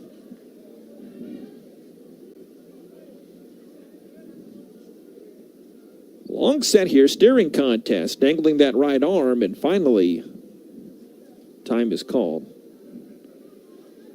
Still a lot of action in the Purdue bullpen. Looks like 2 guys up and throwing. 2 balls, no strikes. Wind has died down here. The kick and the pitch to Green. Floats outside, a ball now 3-0. Coach Goff had said before the game, telling our TV friends they wanted to get a look at a couple of the young freshmen that haven't thrown yet. 3 balls and no strikes. The pitch, a strike. One of the names mentioned was Tro Fellings, a lefty, and also Noah Filer, a righty, a freshman from Wayzata, Minnesota. 3 balls, 1 strike. Here's the kick. Pitch is swung on and hit in the whole left side. Diving shortstop Boyle pops up, long throw over to first, bounces into Richmond. He does a good job stopping it. Infield single for Green. Owls have a 4-hit inning working. That's Green's 2nd hit of the ball game. Bringing up cleanup hitter Paul Smith. Davis moved down to 3rd with that ball hit in front of him. Had to have his head on a swivel there. Well, Boland is improving, but he still hasn't gotten an out. A home run, then a double, now a single. Greg Goff asking for time here, and he might be making a pitching change. And he's taking an extra slow walk out to the mound to allow his pitchers to get ready. A Coach Graham tactic there. Coach Graham played into that. Coach Graham moved just fine, as you know. But he liked taking that time walking to the mound to kind of give time for the things to stir there in the bullpen. And Rice has a little huddle of their own near the on-deck circle on the right side. We're told that Coach Goff makes all the changes, and yes, indeed, the bullpen gate swinging open here. Appears we'll have another Purdue hurler coming in the game, but the official signal has not been made yet. Greg Goff, the name should be familiar. He's in his 8th year for Purdue. It's hard to believe that, but 162, 165 record. He was the head coach at Louisiana Tech from 2015 to 2016. And not too long ago, but just to refresh you, Rice and Louisiana Tech had some wild battles and some very intense games against Louisiana Tech. They later went on to a regional, and Coach Goff went to Alabama after that 2016 team. And yes, indeed, it's Trevor Kester Johnson coming on, not the two freshmen we were talking about, but the third pitcher of the game coming on, Trevor Kester Johnson. But he is a left-handed pitcher. One of those games I remember against Coach Goff's led Louisiana Tech team, it was deep in the night. We played a 15-inning game there.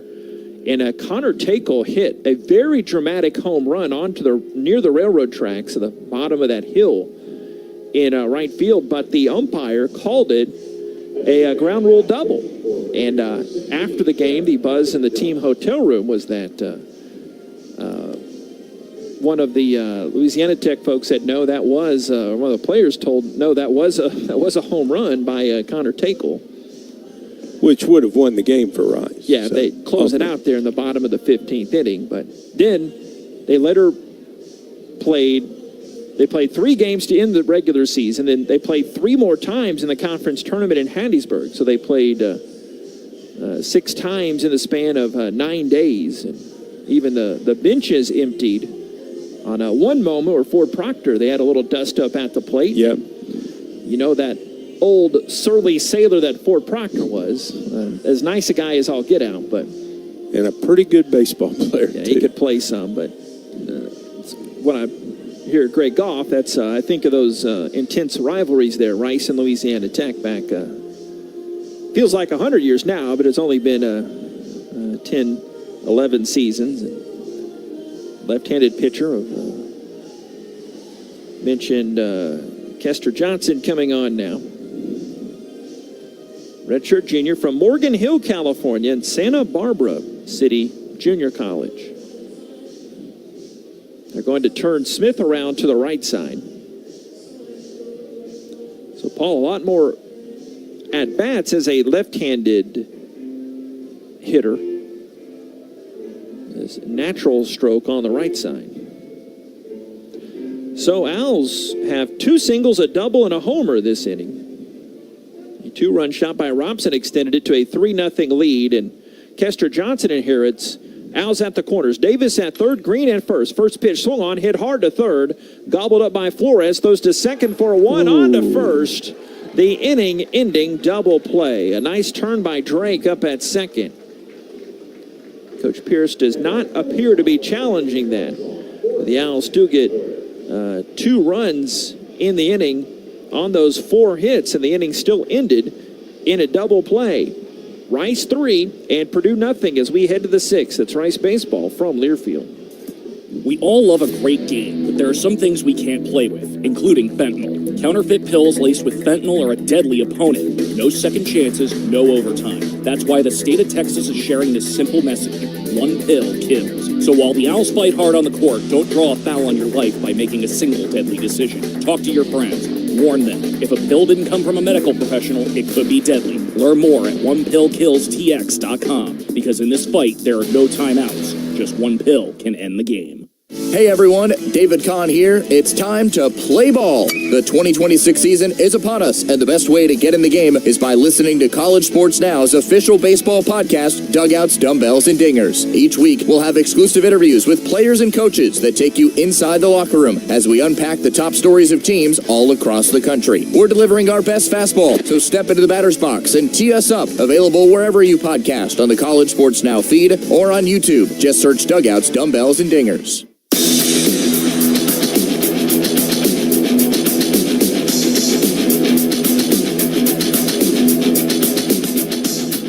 Jeremiah Arnett already working on a career-high inning pitched. He comes on now to start this 6th inning. David Pierce, no surprise, true to his word. They wanted to see what kind of length they could get from him in the tidy 5th inning. His second 1-2-3 frame really helped him out to economize his pitch count here. He looks very good on the mound. Not laboring at all, throwing strikes. Gave up the infield single in the top of the third, and then the swinging butt in the top of the fourth, I guess. Pitch, a swing, and a miss. So only 2 hits, 70 pitches. Aaron Manias reached on a catcher's interference and a hit by pitch, so he is 0 for 1.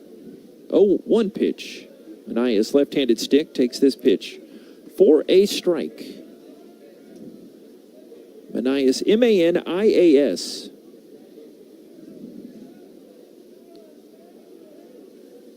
From Uxbridge, Ontario, Nebraska Cornhusker transfer. Strike 3 here. He goes down. That inside offering, and the breaking ball must really be moving because Purdue's having trouble catching up with it. So they went swinging on that. So it's Arnett's 4th strikeout, and most importantly, no walks. He did hit those 2 batters, but he put the thumb in the dam before it really broke there. Sam Flores takes a big swing and a miss. Check that, C.J. Richmond. Flores on deck. Richmond 0 for 2. Line out to short and a ground out to short. Wind by Arnett and the pitch. Swing and a miss. Wow. 0-2. But Coach Pierce told me before the year on Arnett when he came up in the scouting report, of course, I remember the name from him pitching at Wichita State. He says they really cleaned up his delivery. The 0-2 pitch, a swing and a foul at the plate. 0-2 still to Richmond. I don't know if you knew this, Bob, but the old baseball saying, you can never have enough pitching. True. But it gives you a good thought about Rice in the midweeks and obviously the depth and having a potential long reliever or starter like that to fill in. The 0-2 pitch comes in, and Richmond blasts it to first, off the glove of Webb, knocks it down, picks it up, throws to the bag, and that hit Richmond and deflected to the right in foul territory. And Richmond hustling up to second. He's thrown out. Boca Chica puts the tag down. A sliding play made by the Owls. It's actually Davis there sliding, backing up at first base. And he throws Richmond out at second base, and Coach Goff does not have that appeal. Yeah, that hit Richmond. J.C. Davis on the spot, backing up. And they got Richmond at second base, and we get a close-up look on the replay. He didn't think so, but wow, what a play by J.C. Davis. The heads-up back up there. Nice arm by Davis. Officially registered as a hit for Richmond, but goes 4-6. Thrown out at second base. His first offering to Flores is skied high left of center. Shallow territory, left side of the Old English R. It's grabbed two-handed by Davila to end the inning. Just your garden variety, 1-2-3, right? 8-pitch inning there. 3-0. Rice gets the shutdown frame as we go to the bottom of the 6th. Rice leads Purdue. It's Rice baseball from Learfield. Owl fans know where to stay when they come to Houston. The Courtyard by Marriott, Rice University, is their preferred choice, whether cheering on the team or kicking off their Rice experience during O Week. Just minutes from Rice Village and less than 2 miles to campus, we provide the right mix of convenience and accessibility. Coming in spring 2025, enjoy Michelin-starred dim sum excellence in our restaurant. Cheer for the Owls by raising a glass in the lounge and start the day right with breakfast in the bistro. Call 713-661-5669 to make a reservation and be sure to ask for the Rice University rate. We look forward to welcoming you. I'm Chris Shoppa, owner of Shoppas. For 42 years, our family has been providing you the best John Deere products and services in the industry. One of the things I'm most proud of is when you come to Shoppas, you are buying more than a piece of equipment. It's a commitment from our Shoppas family to yours to support you after the sale and be there when you need us. So the next time you're in the market for a John Deere tractor, a gator, or a mower, come see us at Shoppas and experience what we call the Shoppas difference.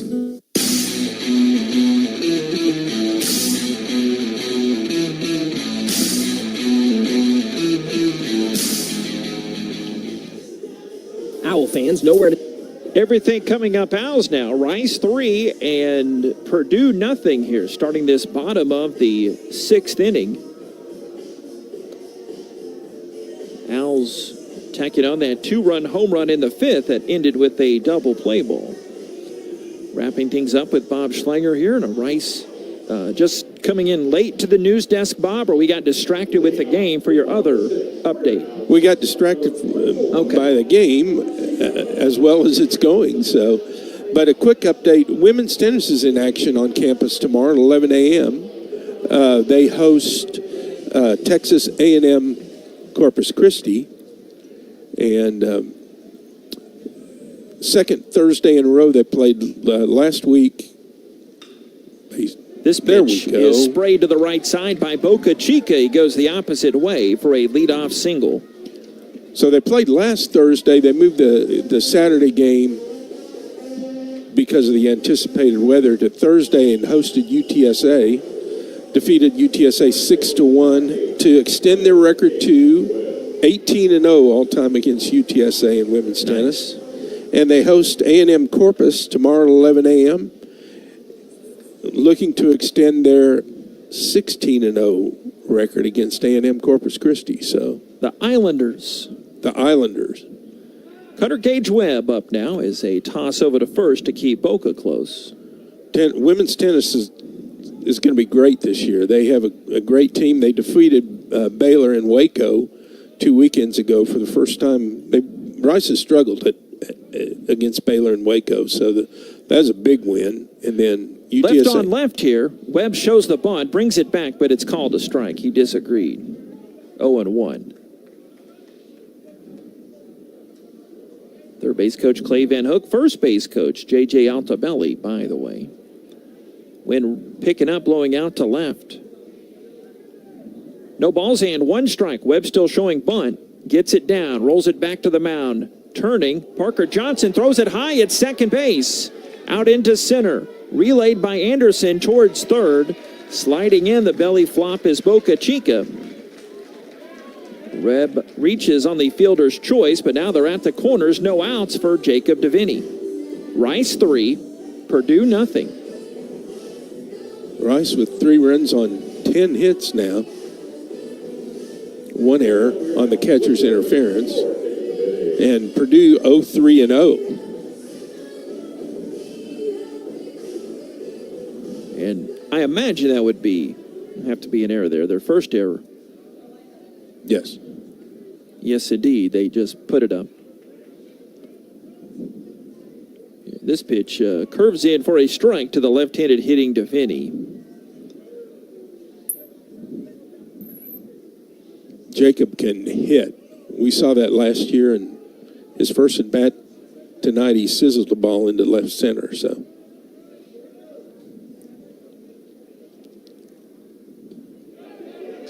Pitch comes in, gets by the catcher Bassett, rolls back to the backstop. That allows Boca Chica to score. Rice leads 4-0. Webb moves up to second base on the wild pitch. Pitch was way outside, not much chance for the catcher to block it and keep it in play. So Rice extends the lead to 4-0. Deviney a single and a flyout.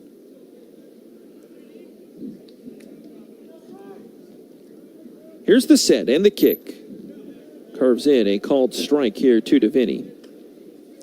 Actually, that scoring play on Webb's ball back up the middle, they're calling that a hit. That's what I was wondering about that. Boca Chica could have beaten that throw even if it had been a good throw.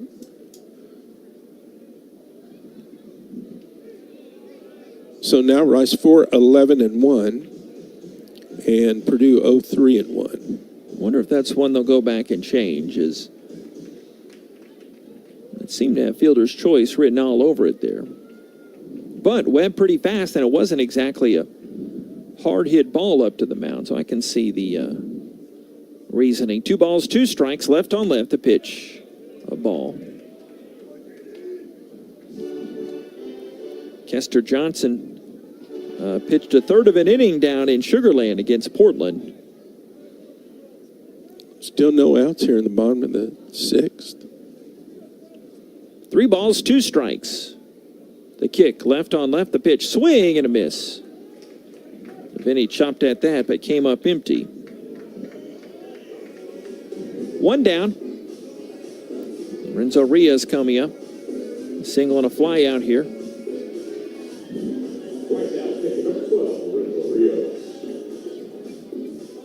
Bottom of the 6th inning. Rice 4 and Purdue nothing here with the wind starting to whip in.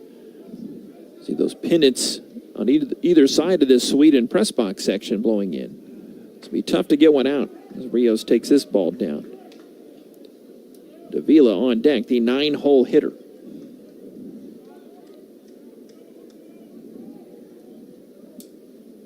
Oh and 1.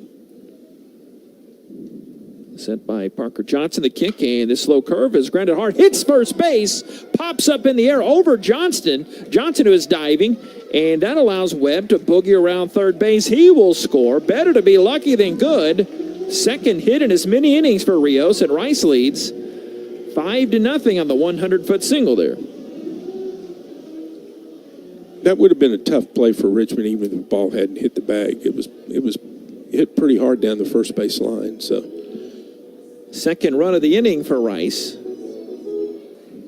They lead 5-0. You know what? They're going to call that a foul ball.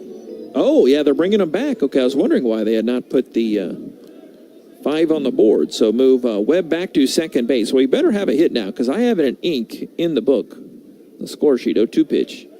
Down and out. They don't make erasers for pins, at least not ones that work. That's true.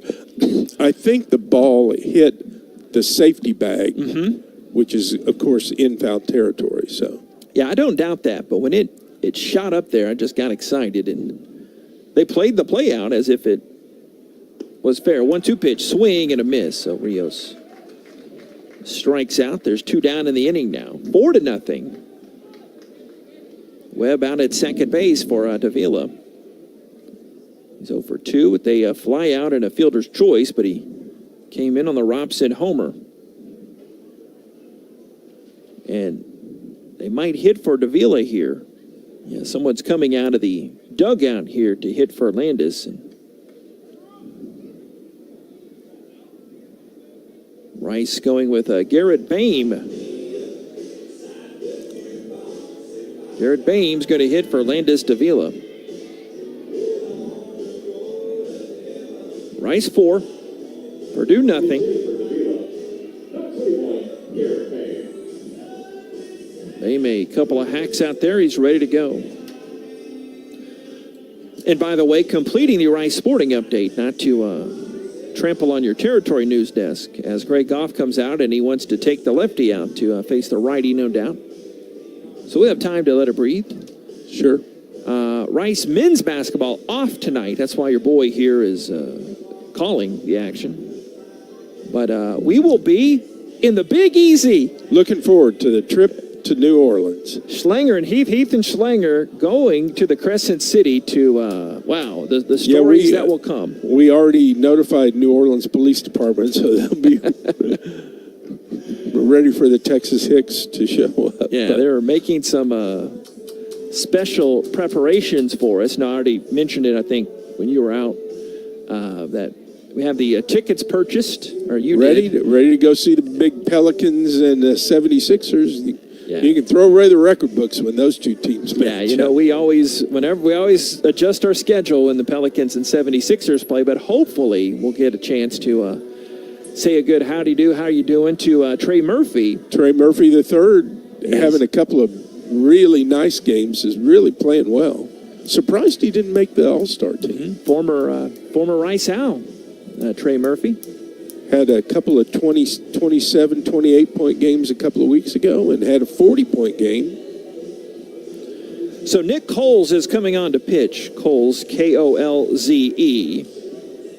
Number 27, right-handed pitcher, senior from Romeoville, Illinois, in Heartland, JC.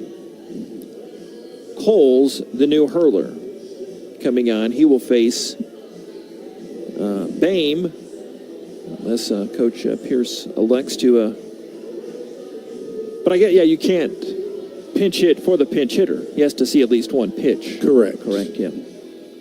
But 4-0, Rice leads Purdue. But we also have another basketball game to go to. The Rice men, Devlin Fieldhouse, take on Tulane Greenies coming up Sunday afternoon. Bob will be there with me. And we've seen some great ones there. Yeah. Connor Frizzell with the three-pointer at the buzzer to beat Tulane. That was a great day. That was a great day. the Saints lost a playoff game on the last play of the game, and then Rice made a three-pointer at the buzzer to win the basketball game. Within like 2 minutes of each other, right? Yeah, it was classic. And the other big question is, I've got my ruby slipper. That's been my breakfast go-to in New Orleans. A good place. Yeah, we went there. Yeah. Yeah. But do you want to try to go back to Camellia Grill? It feels like we haven't been there in ages. Yeah, and it's been there for a while. And I mean Camellia Grill off of Canal. Yeah, Canal, not... I guess they closed the one in the quarter. They closed the one in the quarter, which is surprising. Mm-hmm. But, yeah, the Camellia Grill, great place for breakfast. Great place for lunch and dinner also. Get an omelet, some chili, and a milkshake. There you go. A freezy.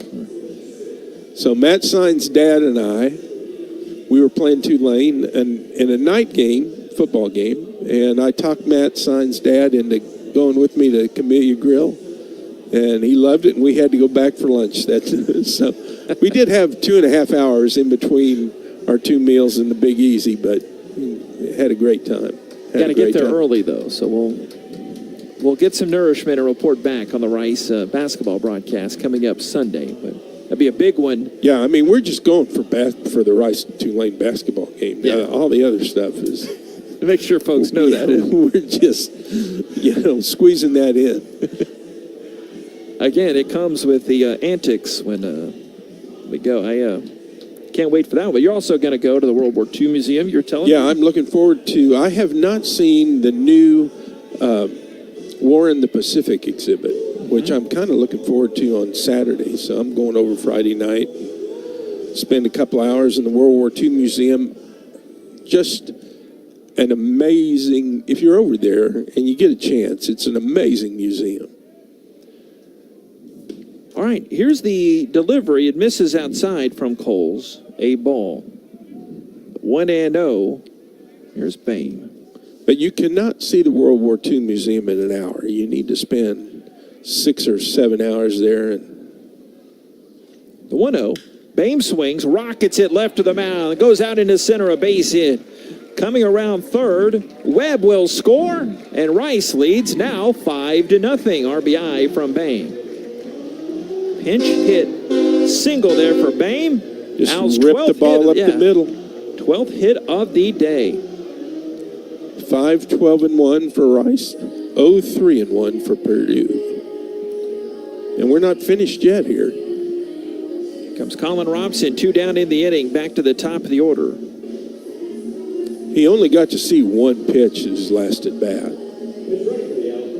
Did Colin Robson. Daig running for Bame at first base. So you'd imagine Daig would be the new Owls center fielder. 5-0, Rice leads Purdue. Robson, a 2-run home run. Last inning, his last time up. A stop, a toss over to first base, and Daig back. There's no score going into the bottom of the 4th inning. Solo homer for Green to lead off the frame, and the Owls tacked on 2 runs last inning on Robson's dinger and 2 runs this inning. 5-0, good guys here. There's a kick. Pitch from Coles, sprayed foul away. Hits the light stanchion and ricochets down near that patio area. Got some green hard picnic tables over there. If you call that metal or aluminum. Behind some blue tints there. No balls and 1 strike. Standing up tall, Coles, the kick and the pitch. Righty misses low. 5-0.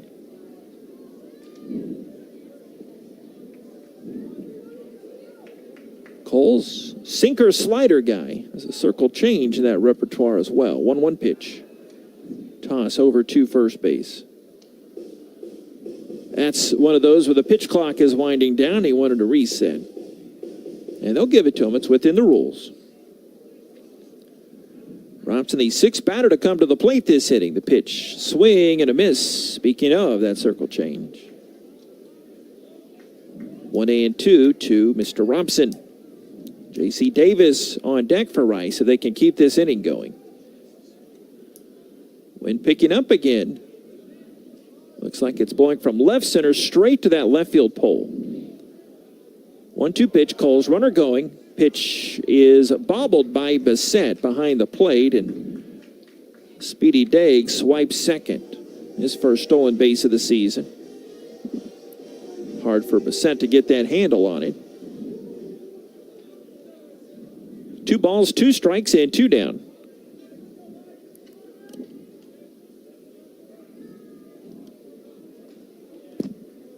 Coles holds. The 2-2, the pitch. Swing and a miss. That does it. Bob, I will see you in New Orleans. Sounds good. Looking forward to it. 3 more to go here. 5-0. Rice leads Purdue. Stay with us. We'll have more coming up. It's Rice Baseball, and it's from Learfield.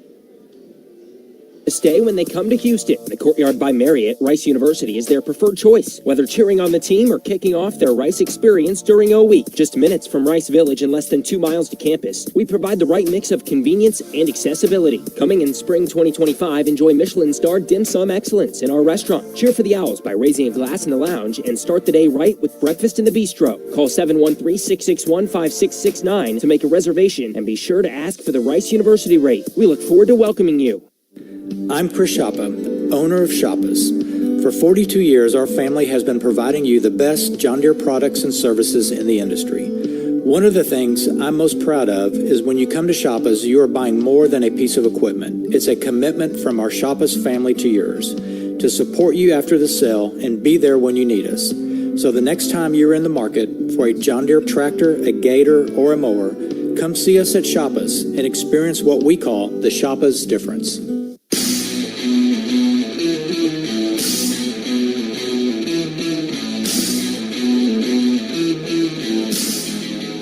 Well, come on down, Jeremiah. You probably only think... We'll hear from you in a second. Just hush for a second. Come on down, Jeremiah Arnett. Stays out there for the Rice Owls, already working on a career-high 5 innings. Now he's gone 6. And he comes on with this inning. Owls leading by a 5-0 score. He's got Bassett, DiCello, and Boyle coming up this inning. And Ron, as I say that, they're going to hit Zach Zykowski coming on to hit for Bassett.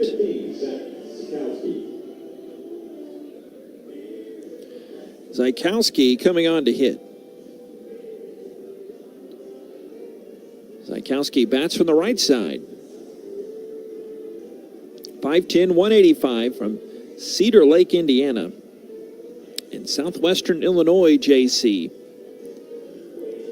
Arnett jogging all the way to that brown paint in front of the Rice dugout, and he got his pitch comm. Gets that situated in the cap. 5-0 Rice leads.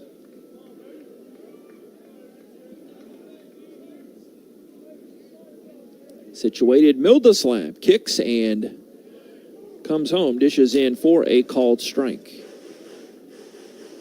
A really impressive showing for Arnett here. 6 shutout innings. And Zykowski takes this pitch. Check swing, appeal to first. He did not go. 1-1. So the 80th pitch coming up for Arnett, also a career high. The 1-1 pitch. Fouled away to the right. 1-2. Zykowski. Zykowski.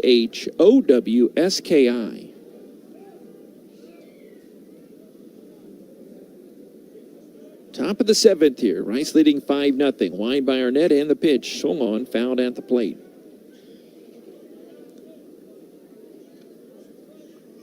Thanks for finding us tonight. The Rice Owls Game Day app, riceowls.com. Varsity Network app. 1-2. Hit in straightaway center, up in the air, back in, and it was Daig who came on to run earlier. He stays in the game for Davila in center. Catch is made. Zykowski retired. Here's DiCello coming on. DiCello, 5'10", redshirt senior from Hamilton, Ohio, and Arizona Western JC.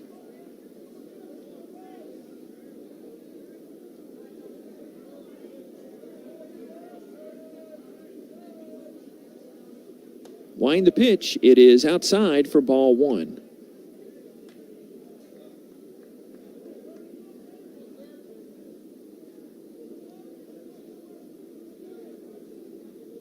Arnett comes back, deals it inside, and hits DiCello. Got him right on the thigh.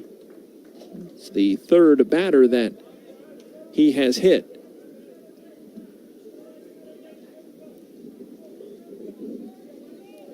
There is action down in the Rice Owls bullpen.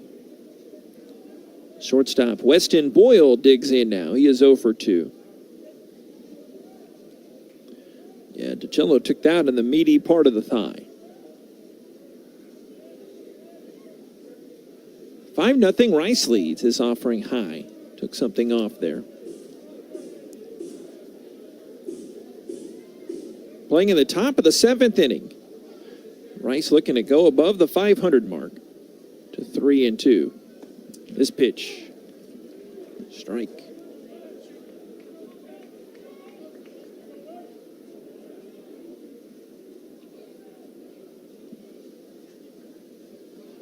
One ball, one strike. Green coming up at third. This pitch is swung on. It's smoked by him. That 6-hole between him and Boca Chica. And Boyle's first hit. They're at first and second with one out in this top of the 7th inning.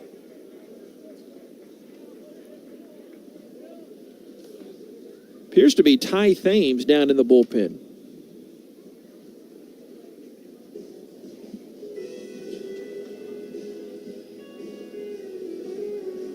David Pierce coming out now, making a mound visit. We'll see if this is a chance to chat here or anything as much as, hey, good job and congrats. Yeah, Cutter Webb coming out, gives a handshake to Arnett, and he'll be flying high back to the dugout as he has a career performance there. And as this is a season of learning and growth, and you take everything and that comes with it, you have to be impressed with Arnett's 88-pitch performance, and he still leads with property on as DiCello's at second and Boyle at first here, but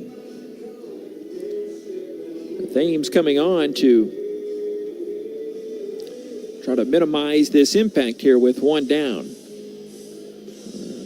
Rice footballer for Coach Abel on the gridiron coming on now. He's a hard thrower. He'll be taking on the 9-hole hitter, Drake. Yes, they will not hit for him. He'll come out to face Thames, at least it appears now. Well, here's an update on your scoreboard. When I can find the right tab here. Yeah, I'm on the tab. Rice's next opponent, USC, is in the second inning hosting Loyola Marymount, and it's Loyola Marymount leading USC 1-0, top of the second inning. Only other conference team playing tonight, actually two other conference teams played today. They had the civilized day game starts. South Florida beat North Dakota State 3-1. The Bulls are 4-1, and the Bison, don't you know, fall to 0-5. And the star left fielder of the 1963 Bison corrected me last night. He said actually it was 1963. My dad, most loyal listener there in Hunt County. But South Florida beats his Bison there 3-1. And East Carolina ended up with an 11-5 win over Northern Illinois. They played in Greenville. That's it for conference action. Number 1 LSU beat Nichols one-run rule fashion, 12-1. And ditto Mississippi State beats Alcorn State 19-0 in 7. McNeese leads Louisiana Tech 4-3 in the 8th inning. Over at Vincent Beck, Wendy Beaumont. Kansas always seems windy there. Kansas won and Lamar won. Owls go there in, 3 weeks? I'll miss that game. Basketball duty. And that's a good refresh of the scoreboard for now. Thames got the save when Arnett got the win in that Saturday game to cap the doubleheader sweep in the opening day. This was game 2. But he went 3 innings in his Owls debut. No strikeouts, 1 walk. And had a hit and a run allowed. He could hum it. His first pitch the other night was that 96, 97? He inherits DiCello out at second and Boyle at first base. Left-handed stick of Drake up there. He is 0 for 2. Ground out, fly out. The pitch. Waist high in for a strike from Thames. 2 Sports Star. I mentioned the college level. You'd be correct in assuming it was that way in the high school level, too. Took the Wimberley Texans deep into the playoffs in both sports, football and baseball. Check at second, the 0-1 pitch. Misses high, 95 there on that heater. Pretty effortless delivery, too. 1 ball and 1 strike. But it's mainly the fastball. They've been working on a off-speed pitch here for Thames. Left leg straight, right knee bent. The 1-1 pitch, swing and a miss. 94 on the heater, 1-2. And it's not straight. It's got some movement on it. There's 1 out in the inning. Leadoff guy Anderson, left-handed hitter, is on deck. Wind ripping around those 3 flags in left center. 1 ball, 2 strikes the pitch. Up top. There's his let-up offering, a ball, 2-2. You've got the state of Texas flag, of course, the highest of the 3 flags in the middle, the American flag, and that Rice, mostly white, national championship flag on the right of the 3. All blowing out towards that left field pole. 2-2 pitch. Bounces down. Rockets off the shin guard. That's West out there, actually, as the Owls' new catcher. Or is that Anderson? Either way, however you slice it, however you dice it, DiCello moves down to third, and Boyle moves up to second base. Of course, last half inning with... Rios eventually struck out, so he wasn't run for, but it is a wild pitch. They still have Rios there catching behind the plate, but I don't think that's Rios. I think that's Anderson behind the plate. We'll check with the powers that be.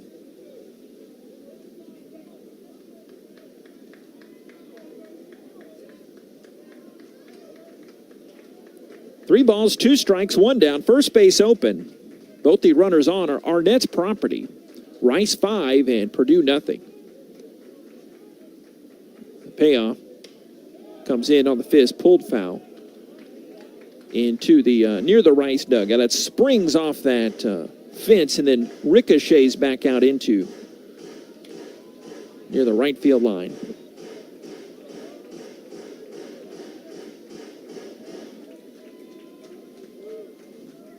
Three and 2 out of the stretch. Thames taps that leg. The white cleats, the Blue Sox, the kick, and the 3-2 pitch just misses. Ball 4. Drake, the 9-man, works that walk to load him. That brings up Eli Anderson with the bases full of Boilermakers here.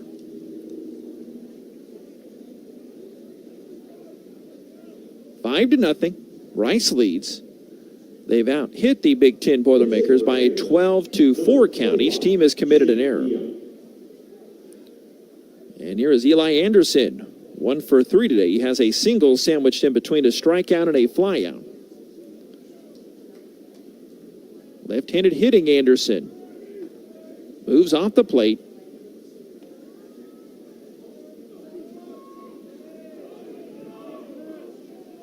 Thames sets. kicks and comes home. The curve doesn't step, bounces off the glove of the catcher, rolling back to the backstop. And coming in to score is DiCello. I imagine it would be a wild pitch as it prompted who we think is Anderson there to pop out of his stance.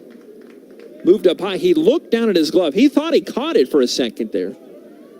And it had sailed back to the backstop, and Purdue gets his first run of the game in. Boyle moved down to third base, and Drake up to second. So still 2 ducks on a pond here for the new Purdue hitter. I apologize. I did not notice that it was Jimmy Dion is hitting here for Mr. Anderson. Greg Goff snuck that one in on me. My bad. So Dion, left-handed hitter. Dionne, told it's French-Canadian descent.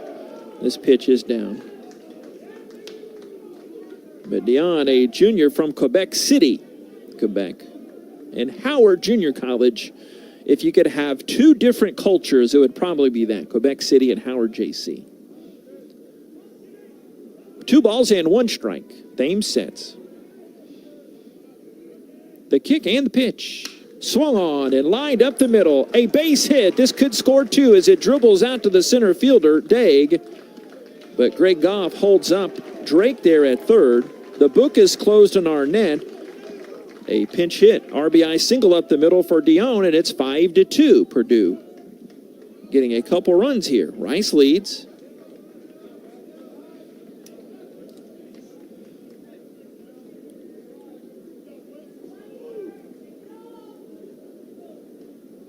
And now they're going to run for Dion out at first base. Purdue's Brandon Rogers coming on. Senior from Chicago in the Arizona transfer.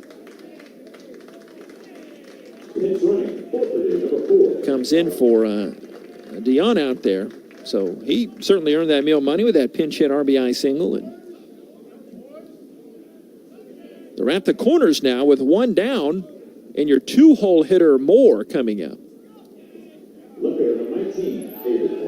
Right-handed hitter. Plays left field. Fly out, a ground down, to hit by pitch. See if Coach Goff has something working here in the 1st and 3rd situation. We'll wrap up that line from Arnett. Mentioned the book is closed on him. Here's the set by Thames. Big fella rears back and buries one down in the dirt. Arnett, 6 1/3 innings, still impressive. He allowed 4 hits, 2 runs, 1 earned. 4 strikeouts and no walks. He threw 87 pitches, a career high, 60 for strikes. The 1-0 is fouled to the right by Moore. 95-mile-an-hour heater. 1 ball and 1 strike.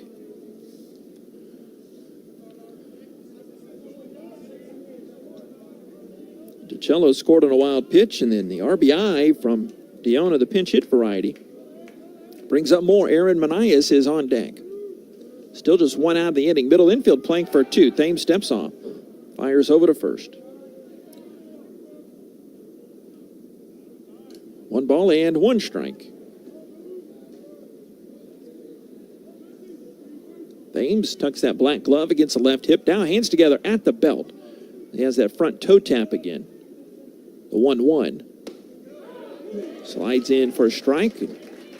Might have been his changeup as hard as he throws. You imagine that 10 to 12 mile an hour difference in a refresh, even though it's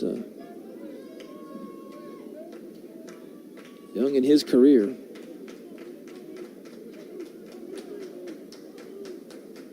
Thames can bring it. The 1-2 pitch. Swing and a miss. He got more. Huge strikeout here for Thames. 2nd out of the inning. 2 down now. And it brings up the DH, Aaron Manias. Manias, the veteran redshirt senior from Uxbridge, Ontario. Nebraska transfer. Reached on an error and hit by a pitch and struck out. He's the tying run at the plate here. Thames pauses, comes back behind the mound and kicks some dirt around a little bit and does a semicircle on that right side of the hill. Didn't go across the full dirt circle, but stayed on the dirt portion the whole time. Now kicks and finally comes home against Manias, and he takes a ball on the heater, 1-0. Yeah, Thames 93-97. That curveball. But throws the fastball mostly. 1 ball and no strikes. Pitch, a ball. 2-0. Cleanup hitter Richmond is on deck. Wind whipping those flags around and left. This one far from over here as Purdue has answered the Rice runs they had in the bottom of the last frame. This pitch, a ball. 3-0. And there is action down in the Rice Owls bullpen.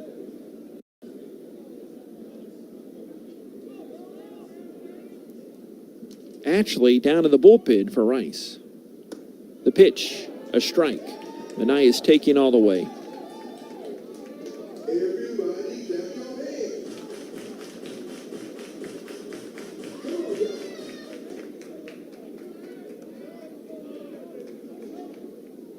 Three balls, 1 strike.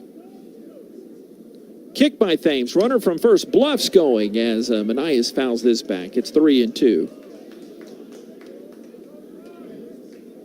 And now the pinch runner Rogers doesn't have to bluff. He'll be going on 3-2. It's Ethan actually down in the bullpen for Rice. He seems to be warm. But obviously you expect Thames to get out of this inning here. It's the 7th Purdue hitter that's come to the plate this frame. Runner goes from first. The 3-2 pitch is pulled foul to the right side. It's first base coach Jimmy Brenneman. Don't think we ever announced his presence. And the third base coach is the 8th-year head coach, Greg Goff. 3 balls, 2 strikes, and 2 down. Rice 5 and Purdue 2.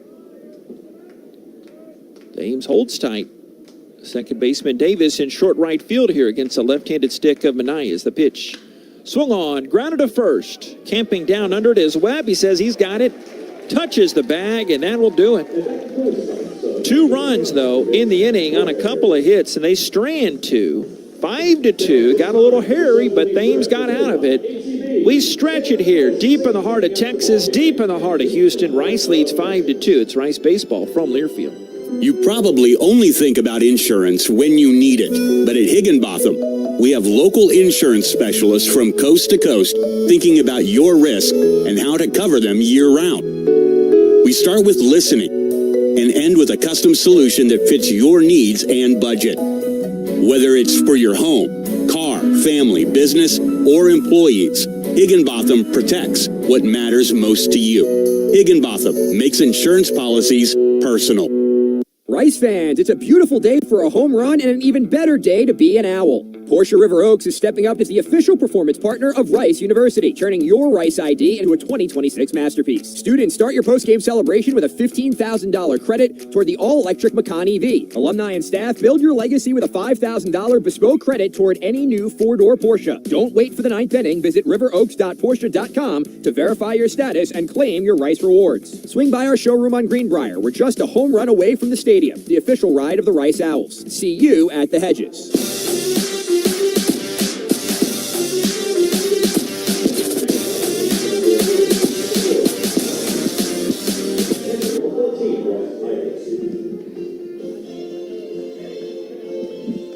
Davis, Green, and Smith do the swinging here for the Rice Owls. Purdue pitcher staying out there is Coles. Get back to those defensive changes. John Jacobic, the PA guy, announced.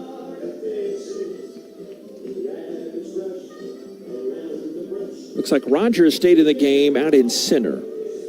I can spot that one,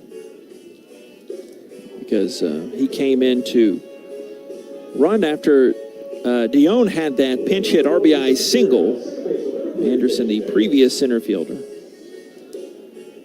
So yes, indeed, Rogers in center. I believe that's the only change.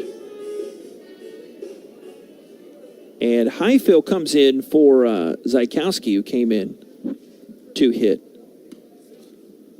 for the Purdue catcher Bassett. So got one half of the battery. Yes, Brandon Rogers in center.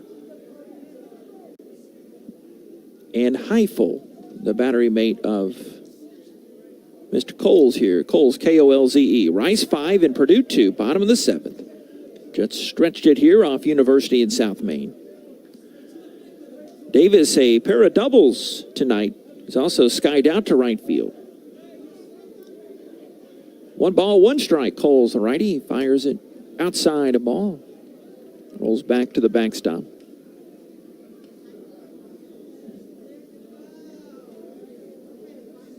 Coles from Romeoville, Illinois, and Heartland Junior College. Communications major. 2 balls and 1 strike. The pitch. Ball inside. Davis Goodeye. Part of a junior college team that went to the JUCO World Series. Also played some at Xavier University. Musketeers 3-1 pitch, high and inside, and Davis draws the walk to lead off this bottom of the 7th inning. Brings up Cole Green. Bat from the right side.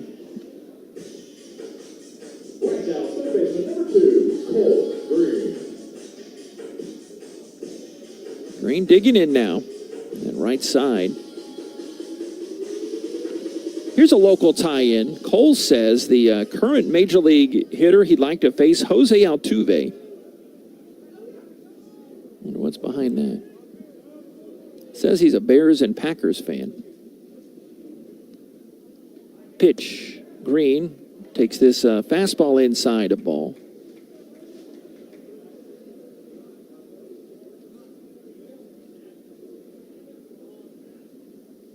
He has a black lab named Chloe.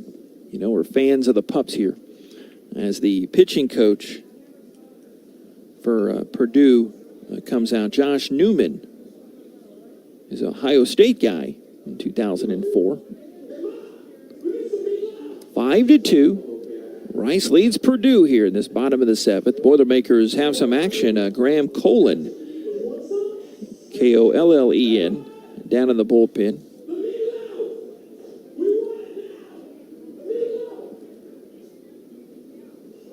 Love these bio tidbits that Ben, their baseball guru there, adds in.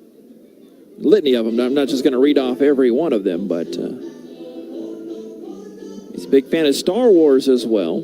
Pitcher Coles we're talking about. And his favorite dessert I can agree with, cheesecake. You can't go wrong. That's like a 50-way tie for first place. 1 ball and no strikes here. Green holds the bat high. Owns a 2-for-3 game today. Takes this pitch for a ball. Checked out a late strike call. 1-1. But in high school, he was ranked the #1 first baseman in the state of Illinois. Cole stares in. 14th pitch coming up, but first a toss over to first.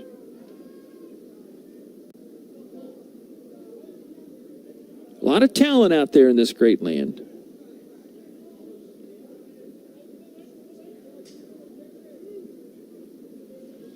Holds above the belt, fidgets in the glove with his right hand. The 1-1 pitch into Green, slaps it left side. Gets by the lunging Boyle out into left field, a base hit. Green a 3-hit day. Check the notes on him to see if that matches a high for him, as off the top of the old noggin. That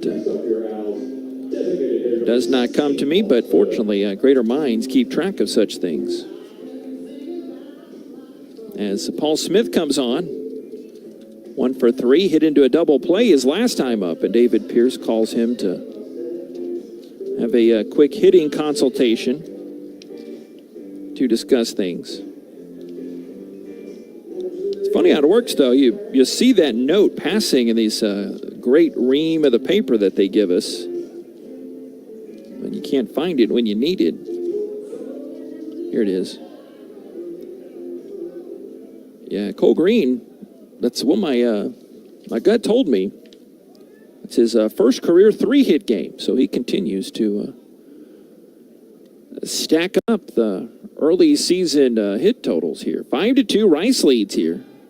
Cole's a step off the mound and arcs a throw back to second, and the shortstop Boyle threw the ball. His arm came forward, but the ball stayed where it was and kind of dribbled around the second base area. We've all been there. Davis walked to lead off the inning. Green singled him to second. 2 on, and Paul Smith still waiting for his first pitch of the at-bat from Coles. Check second, comes home. Pitch fouled to the left. No balls and 1 strike. Arambo Kachika, the on-deck circle for the good guys. Rice looking to go to 3-2 for that West Coast road swing. It's only 3 games, but the road trip. 0-1 pitch. Ball away for Smith.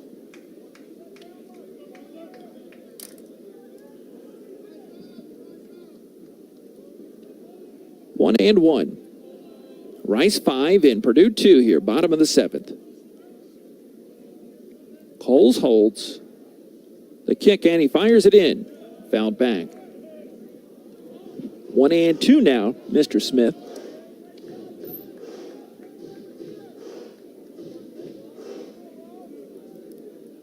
I have not noticed the ball boy yet until now. A big young fella comes out, grabs that baseball. 1 ball, 2 strikes. Check at second and the pitch. Fouled to the left. Speaking of ball boys, did you see the note from UTSA's game last night? In today's category of Do You Want to Feel Old, Christian Hallmark, the Patrick Hallmark sons, hit a grand slam for the Roadrunners of UTSA, former Rice ball boy. Hang around Rec Link Park forever. That will date you. Check at second, the 1-2 pitch. Down low. 2 balls and 2 strikes.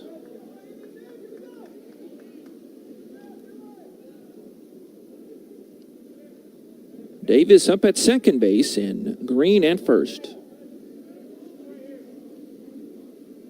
2-2. Fires it in. Swing and a miss. Got Smith swinging. There's 1 away. But for those that don't know, Patrick Hallmark, UTSA's head coach, longtime Rice assistant here.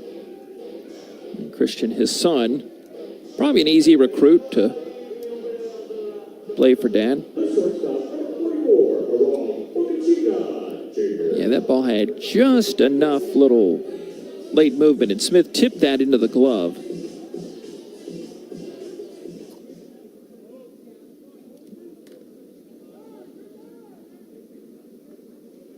Remember Highfield back there for Bissett. First pitch to Boca Chica, grounded softly left of the mound. Fires over to first base, and Flores gets that assist, 5-3. Davis down to third. Green up to second base. 2 down, 2 on. Here comes Cutter Webb. Webb a single. They actually gave him 2 hits. Remember debating that earlier. Yeah, he owns a 2-for-3 day. Takes this low and inside. He won't complain. Boost the batting average.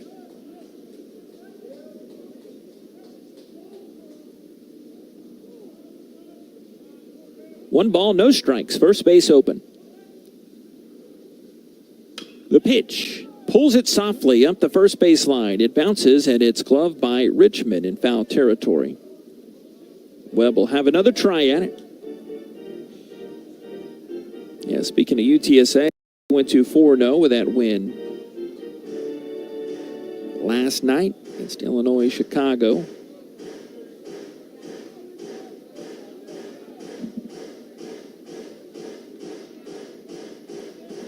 One ball and one strike. Knocking on the door this 9 o'clock hour here in the Bayou City. Rice and Purdue playing for the 5th time ever. The kick by Coles, 1-1 pitch. Hard grounded to second base. Down on it is Drake. Fires over to first base, and Webb is retired. An inning that started out promising.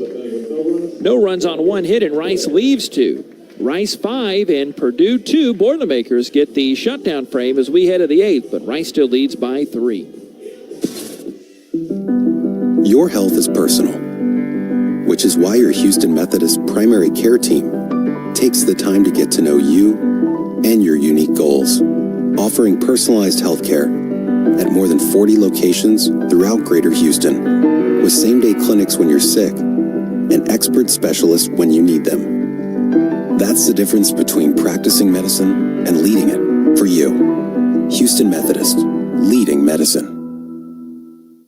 Load the bases with smart retirement planning. Help fill life's next inning with home runs. Start strategizing by attending our 2-night comprehensive retirement planning university course. It's interactive, instructor-led, and covers what you need to know when it comes to retirement planning, taxes, income strategies, common mistakes, and more. Can you get a grand slam? Reserve your seat at retirementplanninguniversity.com. That's retirementplanninguniversity.com. Retirement Planning University is a nonprofit and not an accredited university. Rice University is not a client. See website for disclosures. Go Owls!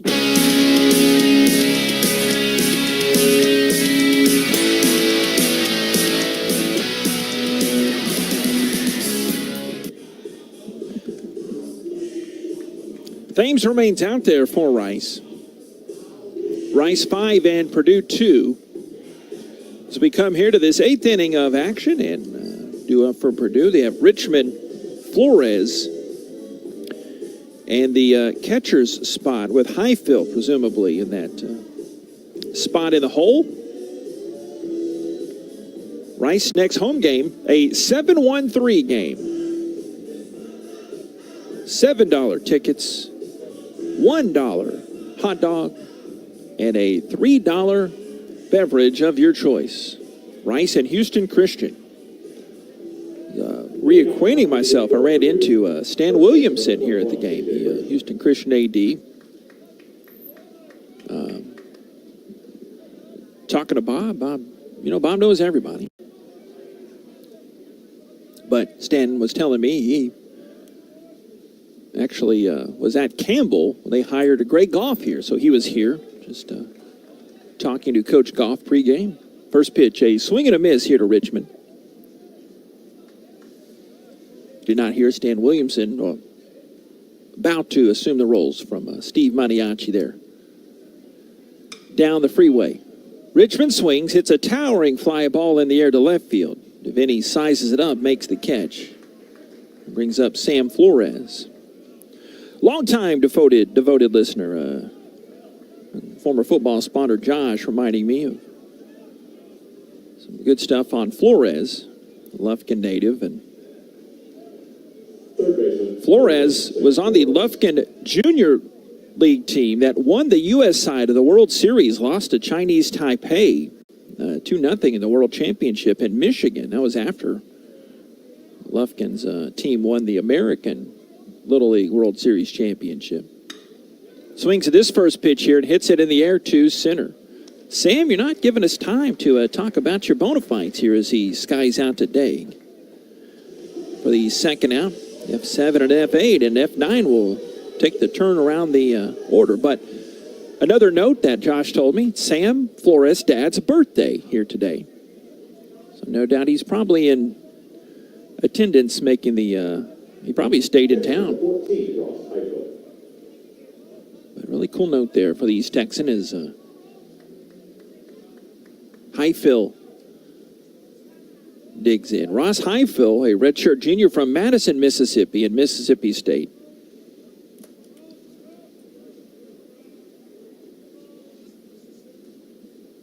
The pitch. Highfill gets under it and fouls it back towards us. Thames came on, walked his first batter, gave up a single to his next, but since he's retired 4 in a row. Rice on the right side of this 5-2 score here. In the 8th, Rice will have the bottom 3 of the order looking for some add-on coming up in the bottom of the 8th inning. Rice has out-hit Purdue 13-5 today, pitched by Thames. Darts it down low in the 94-mile-an-hour heater.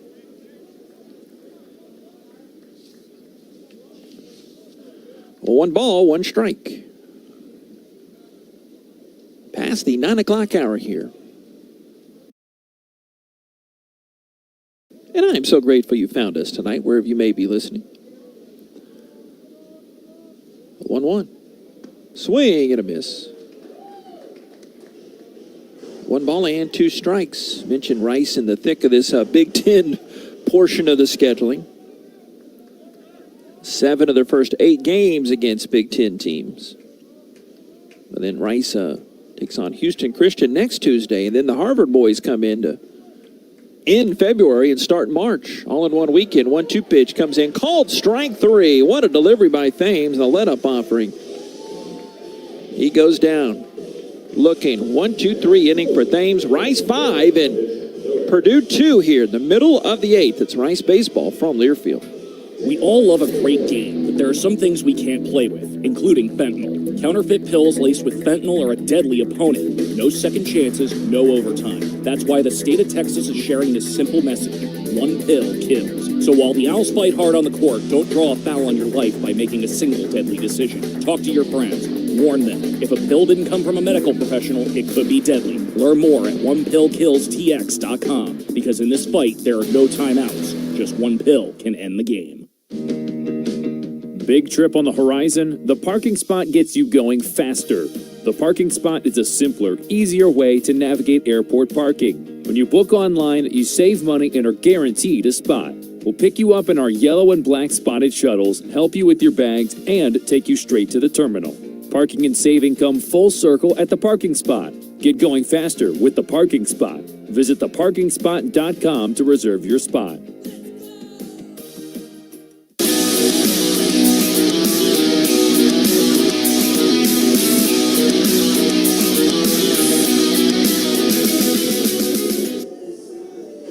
Joe Trenery coming on now. Trenerry.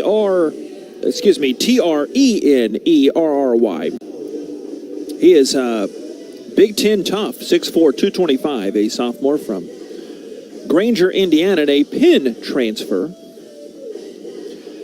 He comes on to face the bottom 3 of the Owls order, Davini, Rios, and then that 9 spot that Daig occupies. Imagine he would come up. 5-2, Rice leads Purdue in this bottom of the 8th inning. One more swim through the scores as Rice has 2 dates against Lamar coming up in March. Lamar leading Kansas 4-1 there at Vincent Beck Stadium. Always gusty there off Highway 69. Rice's next opponent, USC, leads Loyola Marymount 3-1, bottom of the 3rd inning there at Dado Field in Los Angeles. 18th ranked Vanderbilt run rules Eastern Michigan 16-2 today. Number 16 Florida beats the Hatters of Stetson 9-3. Hatters now 0-5. Number 21 Miami beats Indiana State 6-2 today down there at Alex Rodriguez Park. East Carolina over Northern Illinois 11-5. Coach Godwin's team, its 2nd win. And Incarnate Word, our score of the night, squeaks by South Dakota State 19-18. That was 13-4 after 3. And then South Dakota State responded with 10 unanswered runs to go up 14-13. All right, first pitch to Davini is a ball. Got a single, a flyout, and a strikeout today. Trenery holds, comes into Davini, slices it high in the air to short left. Back is Boyle, but Moore comes on, calls him off to make the grab. 1 down.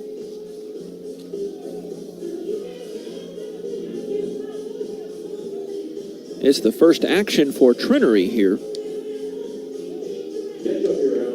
this season. And here's Eric Anderson. Earlier I said Rios. I don't know why I did. I knew Anderson was in there catching. Rios ended the day 1 for 3, though. 5-2 Rice leads. Anderson looks at this down low for a ball. Daig on deck.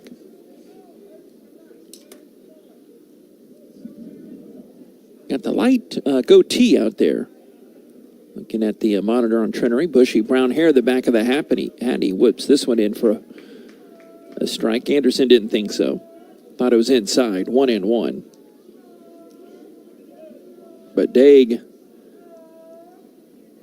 coming in the on-deck circle for the blue and gray. 1-1 pitch. Swing and a miss. 1 ball and 2 strikes. Trinity at the 2 and the 4-seamer. Slider and changeup. Wind blowing out to that left field pole again from left center. 1 ball and 2 strikes. Called strike 3. Anderson didn't like a couple of those, but he doesn't get much of a vote on the matter unless he swings at it. That was that 2-seamer he had problems with. But 2 down. Here's Daig. Montgomery product digging in from that left side. Here's the pitch. Daig takes it for a strike, Anthony's.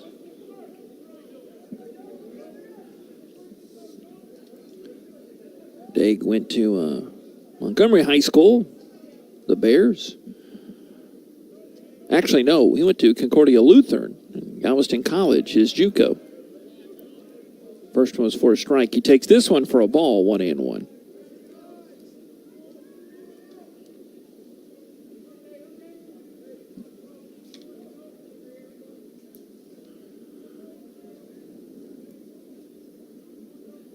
Trinity holds tight, kicks, and comes home. The pitch called a strike. Trinity, the 5th pitcher for them. Klug started 4 1/3. Gave up 2 runs. Bolin came on, gave up 3 hits, a run, did not retire a batter, and then Kester Johnson came up, 2 hits and 2 runs. This pitch called strike 3 here to Mr. Daig. He goes down. 1-2-3 inning. Rice will try to close it out in the 9th to try to get that 3rd win of the season. Rice 5, Purdue 2 going to the 9th. It's Rice Baseball from Learfield. We all love a great game, but there are some things we can't play with, including fentanyl. Counterfeit pills laced with fentanyl are a deadly opponent. No second chances, no overtime. That's why the state of Texas is sharing this simple message. 1 pill kills. So while the Owls fight hard on the court, don't draw a foul on your life by making a single deadly decision. Talk to your friends. Warn them. If a pill didn't come from a medical professional, it could be deadly. Learn more at onepillkillstx.com. Because in this fight, there are no timeouts. Just 1 pill can end the game. Big trip on the horizon? The parking spot gets you going faster.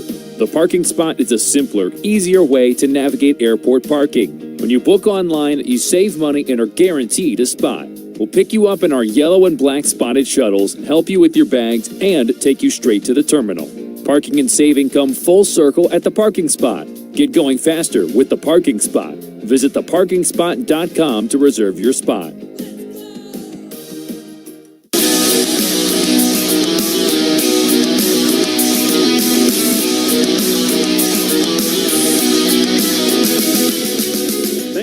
Rice fans, it's a beautiful day. I'll talk first. I'll hear from you again in a second, hopefully, after a Thames 1-2-3 inning. Thames looking for his 2nd save and as many chances. Rice 5 and Purdue 2. Boilermakers bottom 3 of the order due up to Cello and Boyle. And imagine Drake would stay in there. But can't see in the hole just yet. Remember the next broadcast of Rice Baseball coming up at USC. We never told you those start times. It's 8:05, 8:05, and 2:05 coming up for the games out in the City of Angels.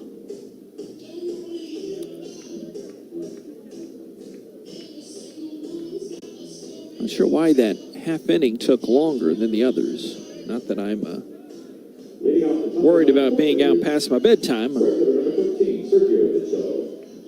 Generally a night owl, pun intended. Thames has retired 5 in a row since he gave up the RBI single to the pinch hitter Dion. Right now, Rice 5 and Purdue 2. The stretch Thames kicks, rifles at home, a strike at 92.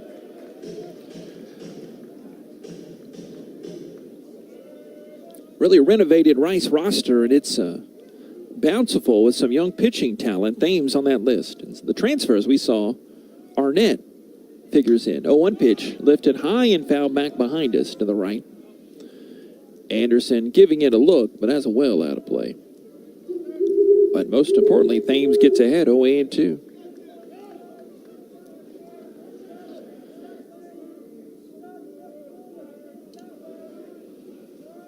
Five runs on 13 hits for Rice, 1 error.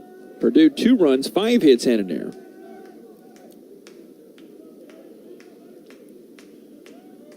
Thames holds. This is a windy Wednesday night, the 0-2 pitch.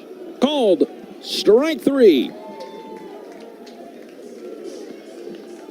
It's really establishing that fastball to get to his secondary stuff. Yeah, he's oozing with confidence now.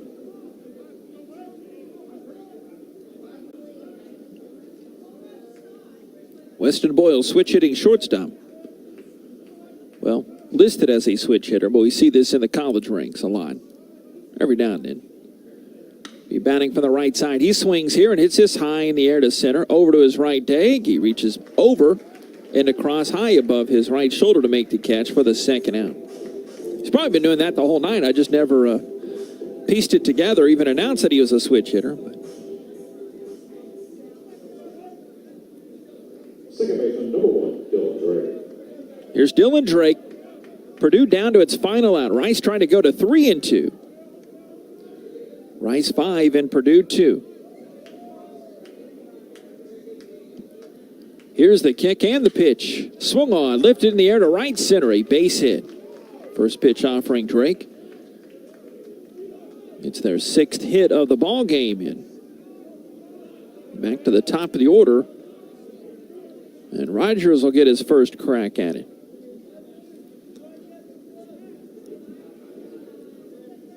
Rogers 0 for 6 on the season. He scored a run, though. He came on to run for Dion back in the 7th inning and stayed in the game defensively out in center. Rice 5, Purdue 2. Top of the 9th inning, 1 on. Swings at the first pitch. Hits in the air to center. Over to his left Dag. Reaches up, makes the two-handed catch. And that'll do it. The Rice Owls take this midweek win against the Purdue Boilermakers by a final score of 5-2. The lights are flashing. The train horn sounding. A Rice Owls victory. 5-2 over the Purdue Boilermakers. We'll have the very final happy totals when we come back next. It's Rice Baseball from Learfield. We all love a great game, but there are some things we can't play with, including fentanyl. Counterfeit pills laced with fentanyl are a deadly opponent. No second chances, no overtime. That's why the state of Texas is sharing this simple message. 1 pill kills. So while the